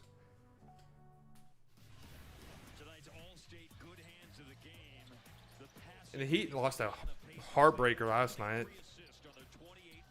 Trailblazers pulling away from the Magic, but the fact this game is even close is a little yikes. Dame's not playing, though. Dame is not playing, though. For the Blazers. Rockets and Timberwolves tied. Toilet bowl. Oh, this might be one to keep our eye on. Here, I'll put this game up. I'll pull this game up over here and see. Well, I don't know how to say your name because I'm bad with French stuff. But yes, I like that sentiment. Let's get the likes up. Let's get the subscriptions up. $100 giveaway, 500 subscribers. I hate begging, but sometimes you just got to do it. Taru? That's obviously not it. Here we go. KP gets a bonus up in the air. Nice recovery by Sabonis, though, but KP goes right at him. It's a nice little hook shot. When you're big and you have good hands and you can work your feet, Can I just call you T? You're unstoppable. And that's what he's been this evening. 26 big points for the Unicorn. All right, it's been KP and Sabonis now for the past like couple minutes. Sabonis has it. Good defense by KP. Sabonis passes it out. I think KP might have hit him on the head. Sabonis. Shot clock violation. Sure was. Nice team defense by the Mavs, who are only down 10. The trick here is going to be when Porzingis gets his rest. You can see he's a little tired. Yeah, KP's going to come out. The bench is going to have to step up. Good job avoiding. Oh, 3 seconds left in this game, this Nuggets game. Can rest on the plane. Can rest on the plane. I actually like that sentiment. Don't worry about your name. All right, you say so. It's so wild that a lot of teams that were doing well last season are not doing well this season. Exhibit A Miami Heat. It's COVID, man. That's exactly what happened to the. Oh, Hardaway. Hardaway, tough floater. Wow, over Goga. Same thing happened to the Mavs. You know, a lot of these teams, the Heat, the Sixers too, but they handled it pretty well. But the Heat were definitely one of them. The Mavs got hit hard by COVID. And Sumner, tough drive, couldn't get it, but Goga put back. All right, looks like the Nuggets are gonna win here. Oh, KP, deep three. Huge, 2 for 1. It's a deep 3. Logo range. Put the game on, fat boy. I can't, idiot. I can't put the game on, dumb fuck. It's so that's what's fun about both of these teams, though. They got solid bench players. Yeah, the Mavs have some solid depth. Could be better. Oh, McConnell, crazy pass. Got lucky. Lamb's gonna throw up a crazy shot. Oh my God, he almost banked it in. All right, 5 seconds left. Here we go. Tim Hardaway. Richardson. What the fuck just happened there? If he was not fouled, that's an incredible strip in the corner. So I got to go. It's 3 a.m. over here. I got to pee and turn the phone up quick. All right. Peace out, man. Spring is finally here. And What just happened here?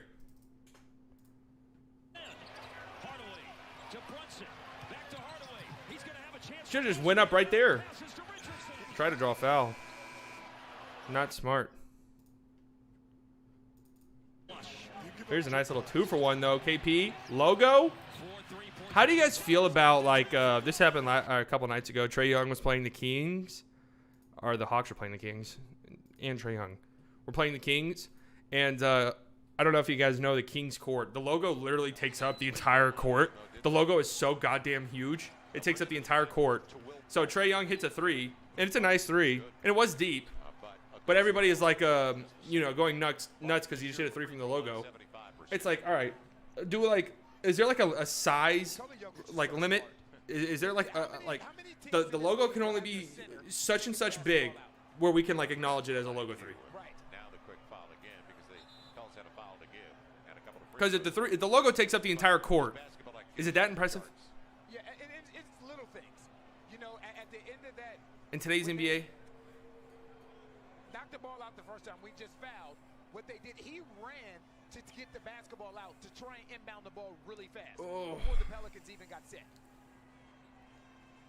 I think that's one of the most underrated things in today's NBA. When you have Is that me being like a guy with a very high basketball little outside the middle circle? I mean, deep threes are cool for sure, but like I feel like it's a little disingenuous calling it a logo 3 when the logo is so big. No question. And we had mentioned earlier, came into the game. You know what I mean? He's second in triple doubles. He's 11th in shooting. Some of these games are really close. 8th in rebounds, 6th in assists. Blazers are only up by 5 with 30 seconds left. The Rockets are down 3.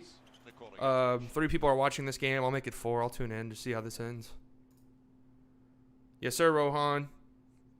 We had a nice little run here to close out the half. Or I keep saying that. After every quarter, I keep saying that.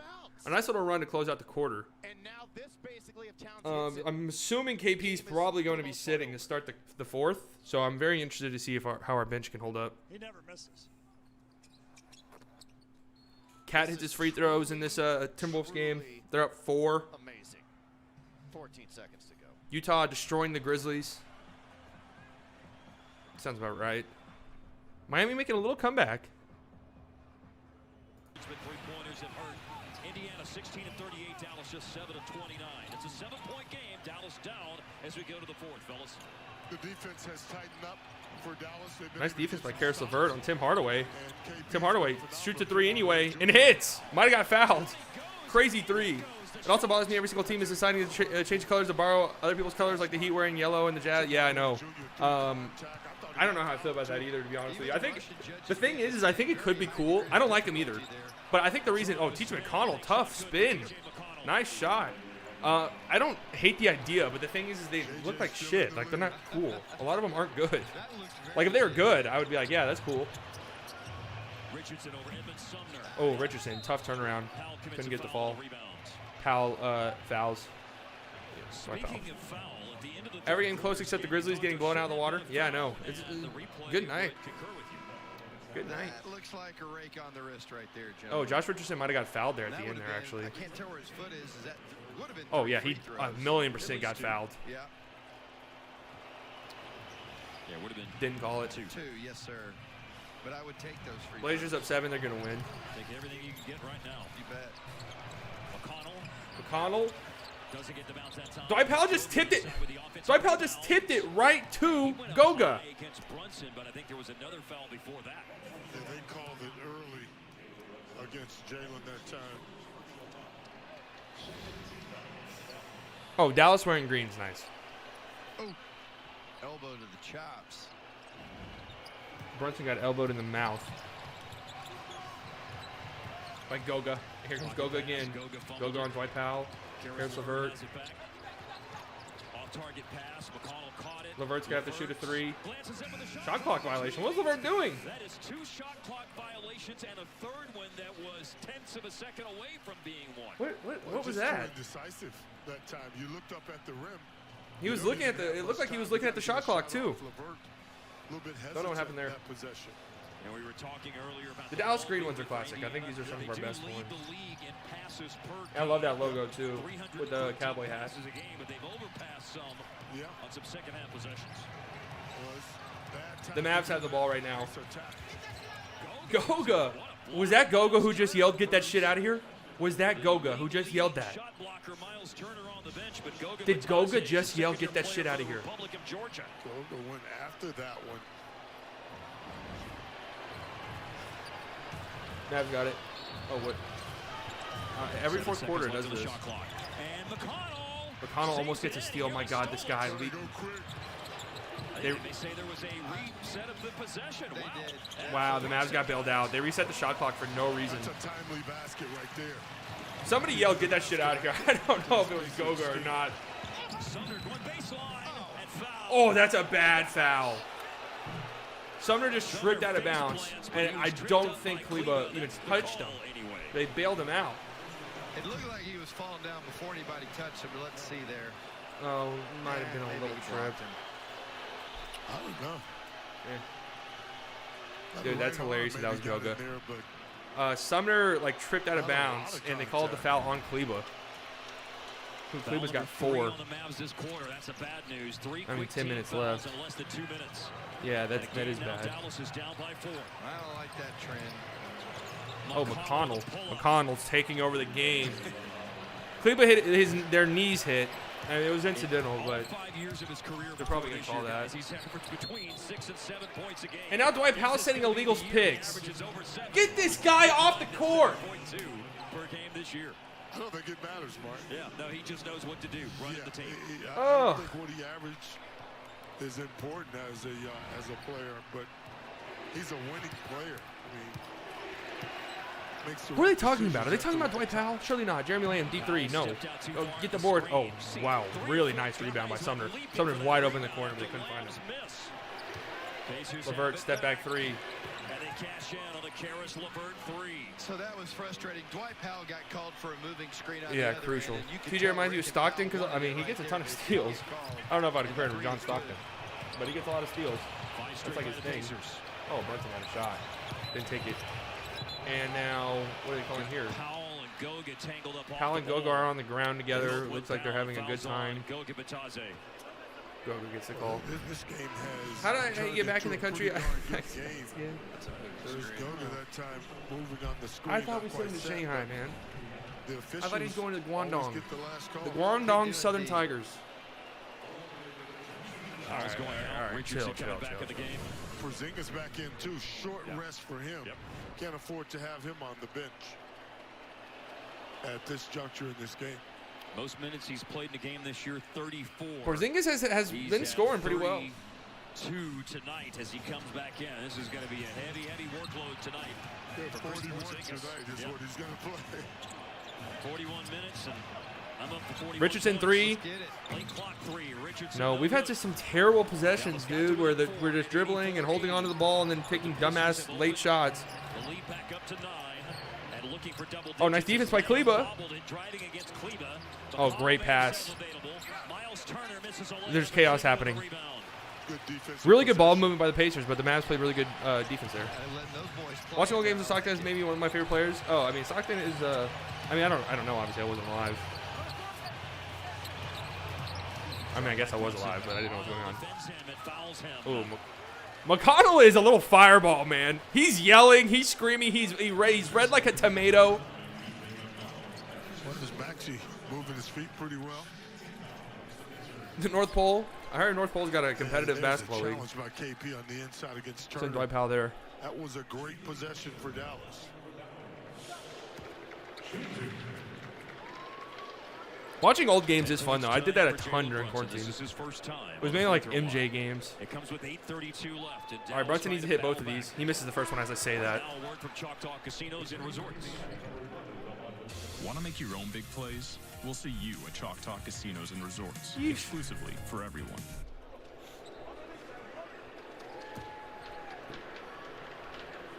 Every point so critical.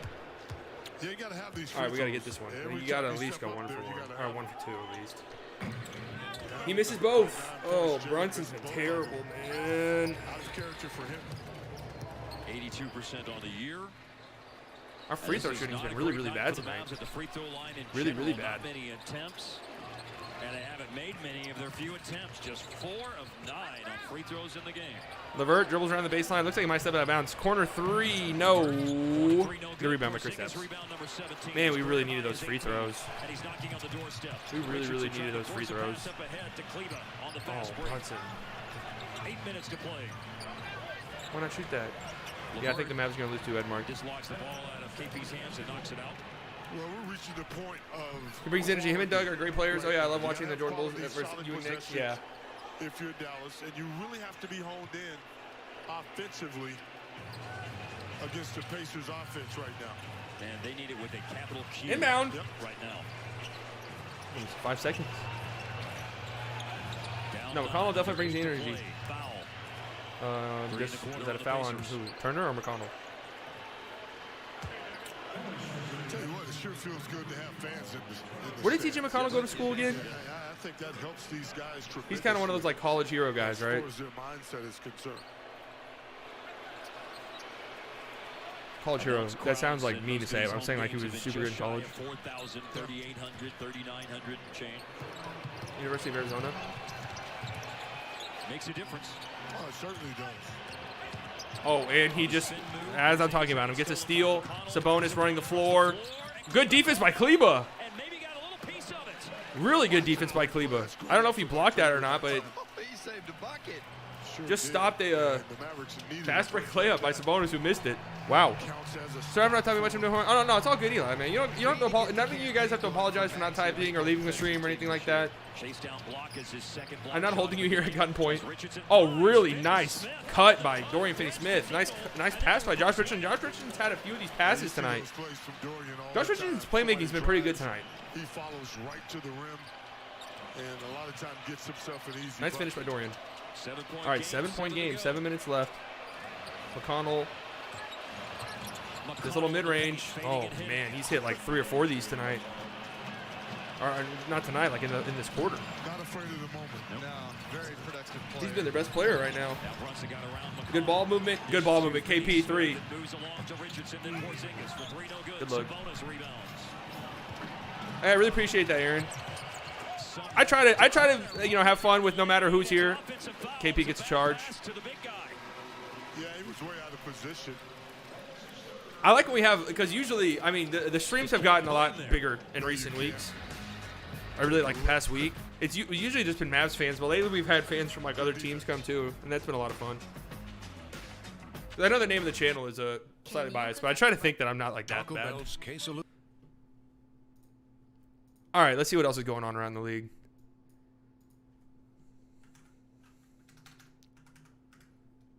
It seemed like the Rockets are going to win. I'm sorry, the Timberwolves are going to win. Oh my God, the Heat have made it a 4-point game. They were getting their ass kicked. And it is now a 4-point contest. Of course, the Hawks are playing Golden State without Curry. Like, the Hawks' luck lately, in regard to their competition, has just been crazy. They had an 8-game winning streak. It was the least impressive 8-game winning streak I've ever seen. No offense to them. Was that really the first thing to show up? Nice.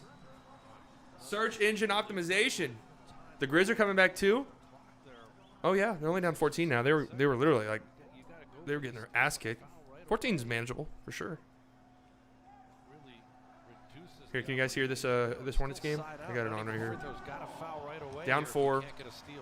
Hornets are inbounding. They get it to Gordon Hayward and foul. This one's probably over. In that last segment. Now, Miami, while Charlotte has won a lot of close games, Miami has lost a lot of close ones. 8 losses this year. I'm trying to remember what just happened at the end of this Mavs game. Why is it in the commercial break again? I remember KP missed a 3. Oh, and then Miles Turner had a charge. The Heat? Wait, what? Who has a 6-game losing streak? The Heat? Opportunity to call a timeout. Did I just hear that correctly? So that you save the clock. John, they inbounded with 28.7 seconds. Yeah, they've lost 5 straight. On that initial inbounds, and the Heat let all Mavs suck. tick away.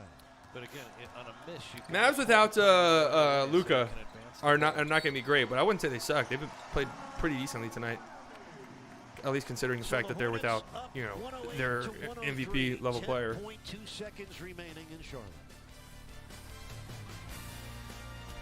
Could be much worse.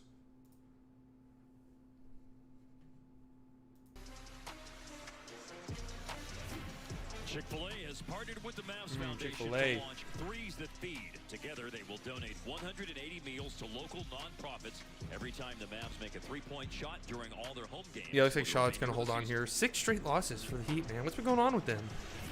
Undermanned Heat. Why are they undermanned? Is it because of the trades? They challenged that charge? Yeah, what a dumbass challenge. That was 1,000% a charge. What were they thinking? To really turn those things over, and Can Mavs win? They could. wasn't enough there as Turner went barely You just ate some Chick-fil-A? Luka doing, I'm sorry, KP doing a little bit of everything. I'm trying to diet, but it hasn't been going well, as you can probably tell. 29 points, 17 rebounds. I think the Mavs can win, Macaroni Tony, but they need a little run like right now. KP's got 29 points and 17 boards. I mean, he's played fantastically. And 9 rebounds. 3 assists. He's been phenomenal. Stayed out of foul trouble tonight. Not to say that he frequently gets into foul trouble, but certainly it was imperative that he stay out tonight with Luka not playing. All right, here we go. We need some buckets here. There we go. Josh Richardson. Couldn't finish. Had an advantage too inside. Had a good look. Needed that, honestly. The Brunson 2 missed free throws. That missed Bunny right there. Brogdon 3. That might be the game, honestly. That might be the game right there. Brogdon corner 3. They just said McConnell's not coming back. Or they say McConnell or McDermott. McDermott's not coming back. Hurt his ankle. Man, McConnell's all over the court, dude. Here you go, KP3. We need this. Nope. 6 minutes is a lot of time, but 12 points without your superstar. KP does have superstar potential. And McConnell, this little turnaround mid-range, man. He's hit at least 4 of those in this quarter. Not so much how many he gets, but he doesn't make a lot of mistakes as a player. Looks like the Pacers are going to win this one. I love watching the guy play. I mean, they played well tonight. Really, they did. I don't think the Mavs played all that horrifically, to be honest with you. It's just tough to win when you don't have your best player. That's pretty much what it boils down to. Sabonis is fouled by Porzingis, his 3rd of the game. Yeah, he's a little tiring out there. 3 fruitless possessions in a row for Dallas. No, Luka's not hurt. It's rest. We play tomorrow night, and it's just rest on a back-to-back. I don't know what it is. For whatever reason, the Mavs front office, they don't think that they can. They don't think that their 22-year-old superstar is capable of playing in back-to-backs. It's frustrating, but you know, Not at all. No. I'm just a guy. When he's on the floor, good things Mark Cuban's killing team chances by doing this. I don't even know if it's Cuban. I think we overestimate like how much say Cuban has in like day-to-day decisions with the team. It's probably more the training staff and Rick. But I'm saying, like, what message are you sending to the rest of your team where you're saying, hey, we're sitting Luka like on back-to-backs? You're basically telling your team, like, we're basically going to like forfeit these games. I know that's harsh to say, but it's just the reality. Did the Heat just get a turnover here? Yes, did Knicks games for a long time, and when David Lee first started playing in New York, Gus would call David Lee. 9-0 run for the Pacers, pretty much put this game away. Josh Richardson, another nice pass to KP. KP gets fouled. Josh Richardson's had some nice passes tonight. Has missed some shots, which is hurt. But training staff, yeah, whatever it is. Whatever it is. I just sitting your 22-year-old superstar, it doesn't make any sense to me. The city of Indiana, nobody knows who he is. Philadelphia, when he was at Philly, you know, he's just one of those guys that. Like if the Mavs were the 1 seed or you know, really comfortable in like the 3, 4, 5 range, fine. I'd still be a little bit annoyed, but it would make some sense. But I mean, we're still fighting for a playoff spot, honestly. This game is still hopeful. I mean, it's going to have to be a carry job by KP, or Tim Hardaway's going to have to start, like, catching fire. Because and they need defense, obviously. You know, TJ McConnell putting the moves on. Nice pass to Sabonis. Kick out. Turner 3. Nope. Turner misses a 3. Oh. Offensive rebound. Look out. Brogdon 3. Sensational tonight on threes. Pacers got a lucky offensive rebound and then hit hit Brogdon for a 3. That's probably it. I honestly wonder if they just sit. Does the Mavericks sit there, guys? Oh yeah, the Grizz have made it a 10-point game. Pacers will have to close it. We got a bad habit of making games close. Well, the thing is, the Mavs do the same exact thing. So it's one of those movable force, or a movable force meets an unstoppable object. Lakers could drop to the 8th seed. I've seen a lot of people say that the Lakers aren't dropping to the 8th seed. I don't know why they think that. They 1,000,000% could. I don't know. Like, I've watched the past 2 Lakers games. They are terrible. Obviously, you know, they're in a really bad situation, but they could easily drop. I don't know. The 8th seed might be a lot because they are. I'm looking at the standings right now. They're like 5 games up on the Spurs. But I can see them dropping to like 7.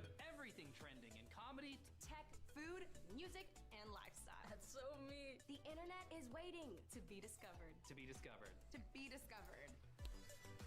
It's been a fun stream though, guys. Thanks for coming out. TBD. Mavs do play tomorrow, so we'll be here. TBD. TBD. We need to win that one, right? Against the Pelicans.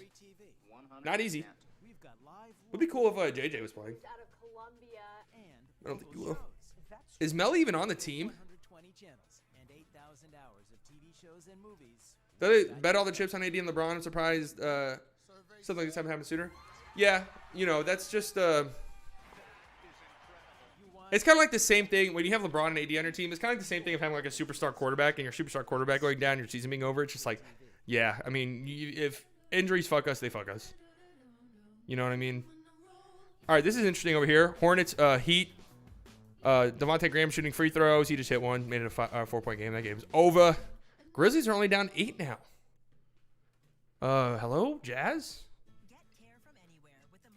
Yo, what up, B? What are you talking about? What trade are you talking about? You talking about the JJ Redick trade? It made us better, but it's not like an amazing deal or anything like that. I don't know how much it moves the needle, but we do get better for like nothing. So can't be mad at it. I would really like to see us get Gorgie Dang, who just got bought out. That would be a really nice get for us. I think he's a better fit for us than like Drummond, easily. Even Aldridge. The Pacers have stayed in control of this contest. Knocking on the door of I think it's actually. Season high is 20. 19 is what they yeah, it's a single-digit game now. That Grizzlies game. The only way you could survive like your superstars getting hurt is if you're a team like the Jazz, but you are stupid deep. But the thing is, the Jazz don't have like. The Jazz can. The thing is, like, any team that has LeBron is, like, you're building your team specifically around LeBron-level players. Oh, Miles Turner, dude. Jesus. He just swatted KP's shit. My God, man. He is a monster down there. And here he is again. Wide open 3. Miles Turner. Nope, off. I mean, I guess if the Mavs are going to lose, seeing Miles Turner go off in Dallas is, you know, something. Feels like there's been a bunch of those in the second half. Stupid Dallas, man, terrible. We shouldn't be losing any team that have a bad record. I mean, the thing is we shouldn't be resting Luka, our 22-year-old superstar.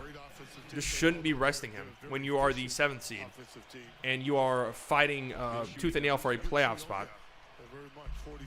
Also, the fact that there's a play-in tournament, I'm not all that interested in having to like play Steph Curry in a 1-game playoff where our season is on the line. Just not that interested in it. Too many variables, too many things that can go wrong. Like, I saw such a dumbass take a couple weeks ago when the Mavs were resting Luka for whatever reason.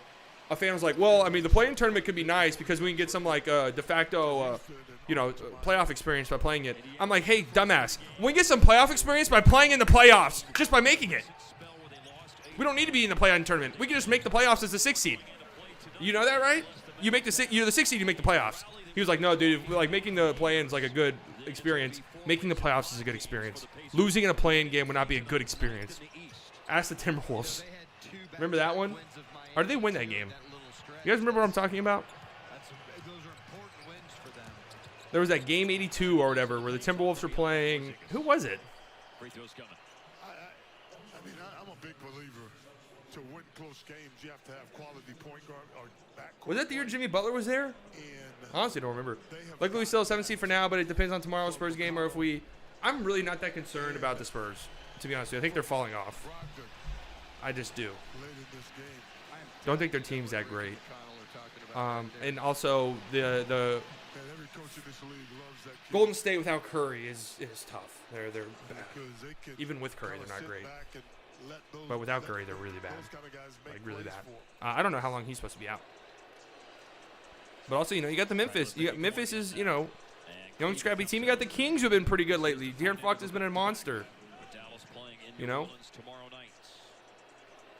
The Bulls will win. Bulls will win what? Win it all? As you see, Mavs Live will start at 7:30. The game at 8. I do kind of like that Bulls team. I think they sneak into the playoffs for sure. Who falls out, though?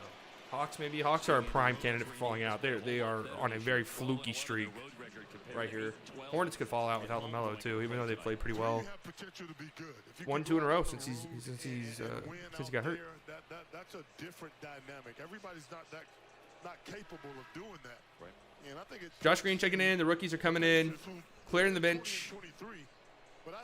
Oh, they're playing the Spurs tonight. All right.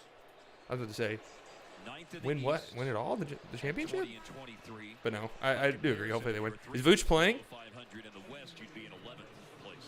Well, last year they were 45 and 28. Oh, that game's tomorrow. Yeah, I'd imagine Vooch is playing. Lost in the first round. That might be must-watch TV. Yep. You're right. As Miami got started on their run down to the bubble to the finals. And that's likely what sealed Nate. Not even will be in the 8 seed if we lose tomorrow. San Antonio got the easy team, the Bulls. Well, Bulls aren't easy anymore. They just traded for Vucevic. I think their record's a little misleading. But it's just dumb. It's just dumb sitting. It's dumb punting games. You really almost have zero chance to win without Luka. It just is what it is. Ooh, Nate Hinton, step back. Blazers will win the chip. I don't think the Blazers have enough defense. They got a ton of offense, though. That's for sure. Especially after getting Norman Powell. I just don't think they have enough defense. I mean, I think it's the Nets championship to lose. Kyrie, KD, and James Harden. I mean, that's... Oh, yeah. Sabonis is hitting that. Just kind of been the night. You know it's a good night when he's knocking down threes, Sabonis is hitting this. You're going to lose. Obviously, this game's already over, but... Sabonis is hitting this. You are just one of those nights.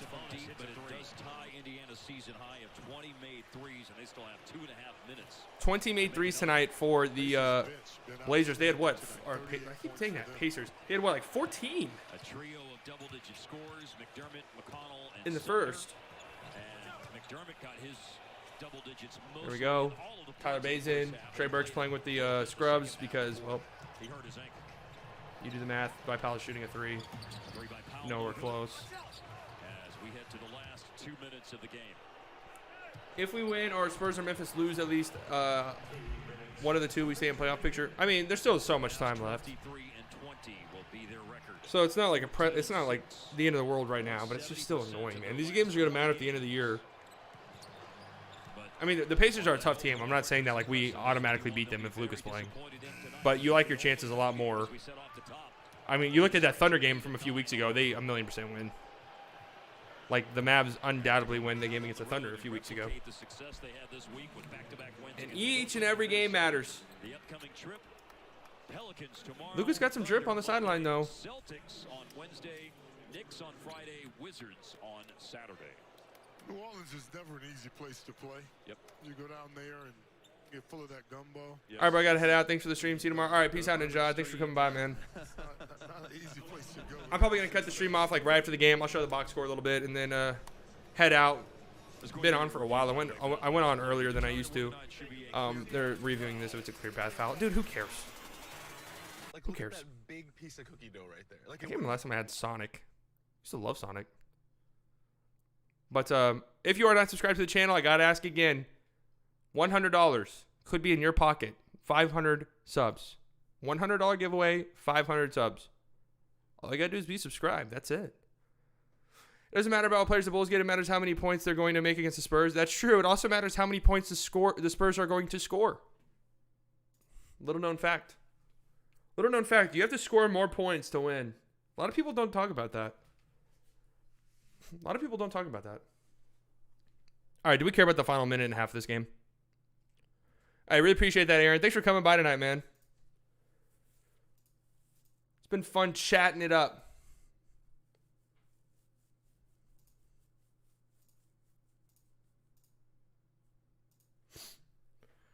Sabonis kind of had a quiet 22. 12 free throws. He was getting hacked, though. I don't think, he was getting hacked.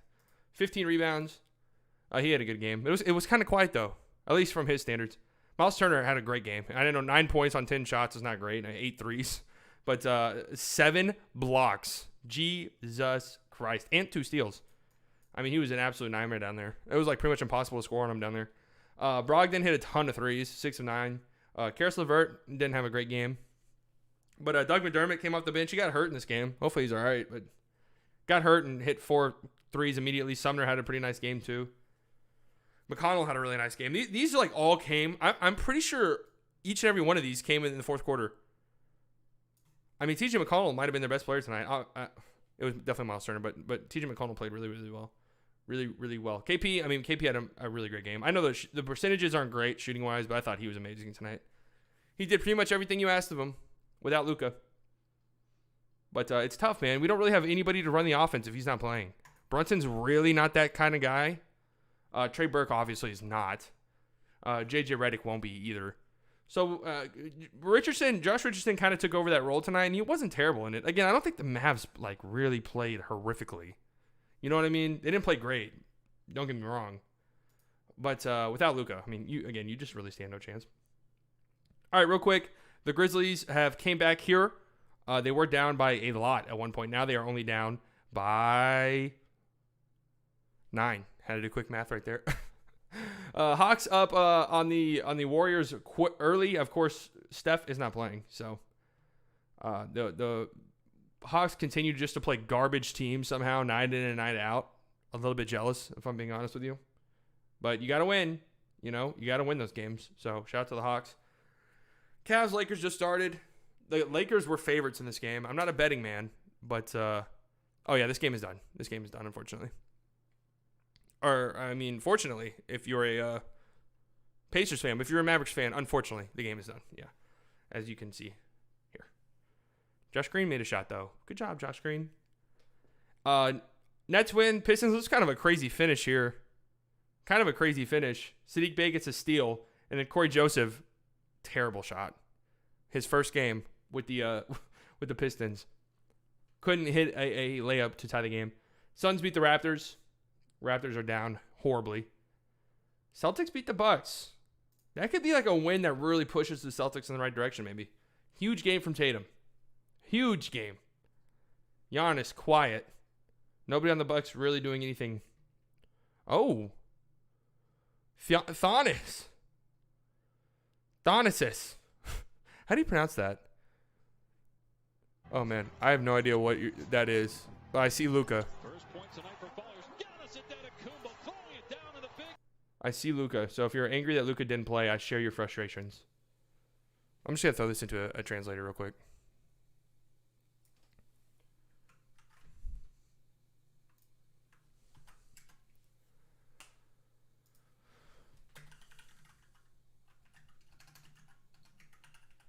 Let's see.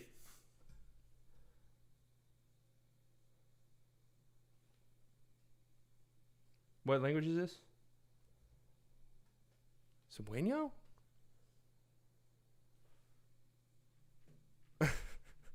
He says, obviously this is a bad translation. Big confidence. Why not play Luka? Yeah, I don't know. Because we think our shit doesn't stink, I guess. Pretty frustrating. What is this one right here? Oh, Philippines. Wait, what? Huh? What's going on here? All right, I tried my hardest there. All right, so, Suns beat the Raptors by 4. Celtics beat the Bucks. Hornets beat the Heat. The Heat have lost 6 straight games. Trailblazers barely beat the Magic, who have the worst starting five I've ever seen right now after all of their trades. Timberwolves, Rockets, Toilet Bowl, and the Nuggets beat the Pelicans. And the Mavs get blown out because they felt like they didn't need to play Luka for whatever reason. So that's all tonight. I'm going to cut the stream off here. Thank you guys for coming out. If you're not subscribed to the channel, I have to ask that you do so. I appreciate those of you who have subscribed, everybody who hung out in the chat. It was a lot of fun tonight. I really do appreciate it. Mavs lose, but they do play tomorrow night against the Pelicans. And, of course, the hope is that Luka plays. I'm imagining Luka plays. I don't know, though. I don't know if KP's going to play, right? So that's kind of the dilemma we find ourselves in with the Mavericks right now. But they play tomorrow. I think it's at 8. I want to say 8 p.m. Central Time. Late starts. Great. Love them. Mavs can never just play at 7 like a normal team. They play at 8 tomorrow Central Time. I'll see you guys then.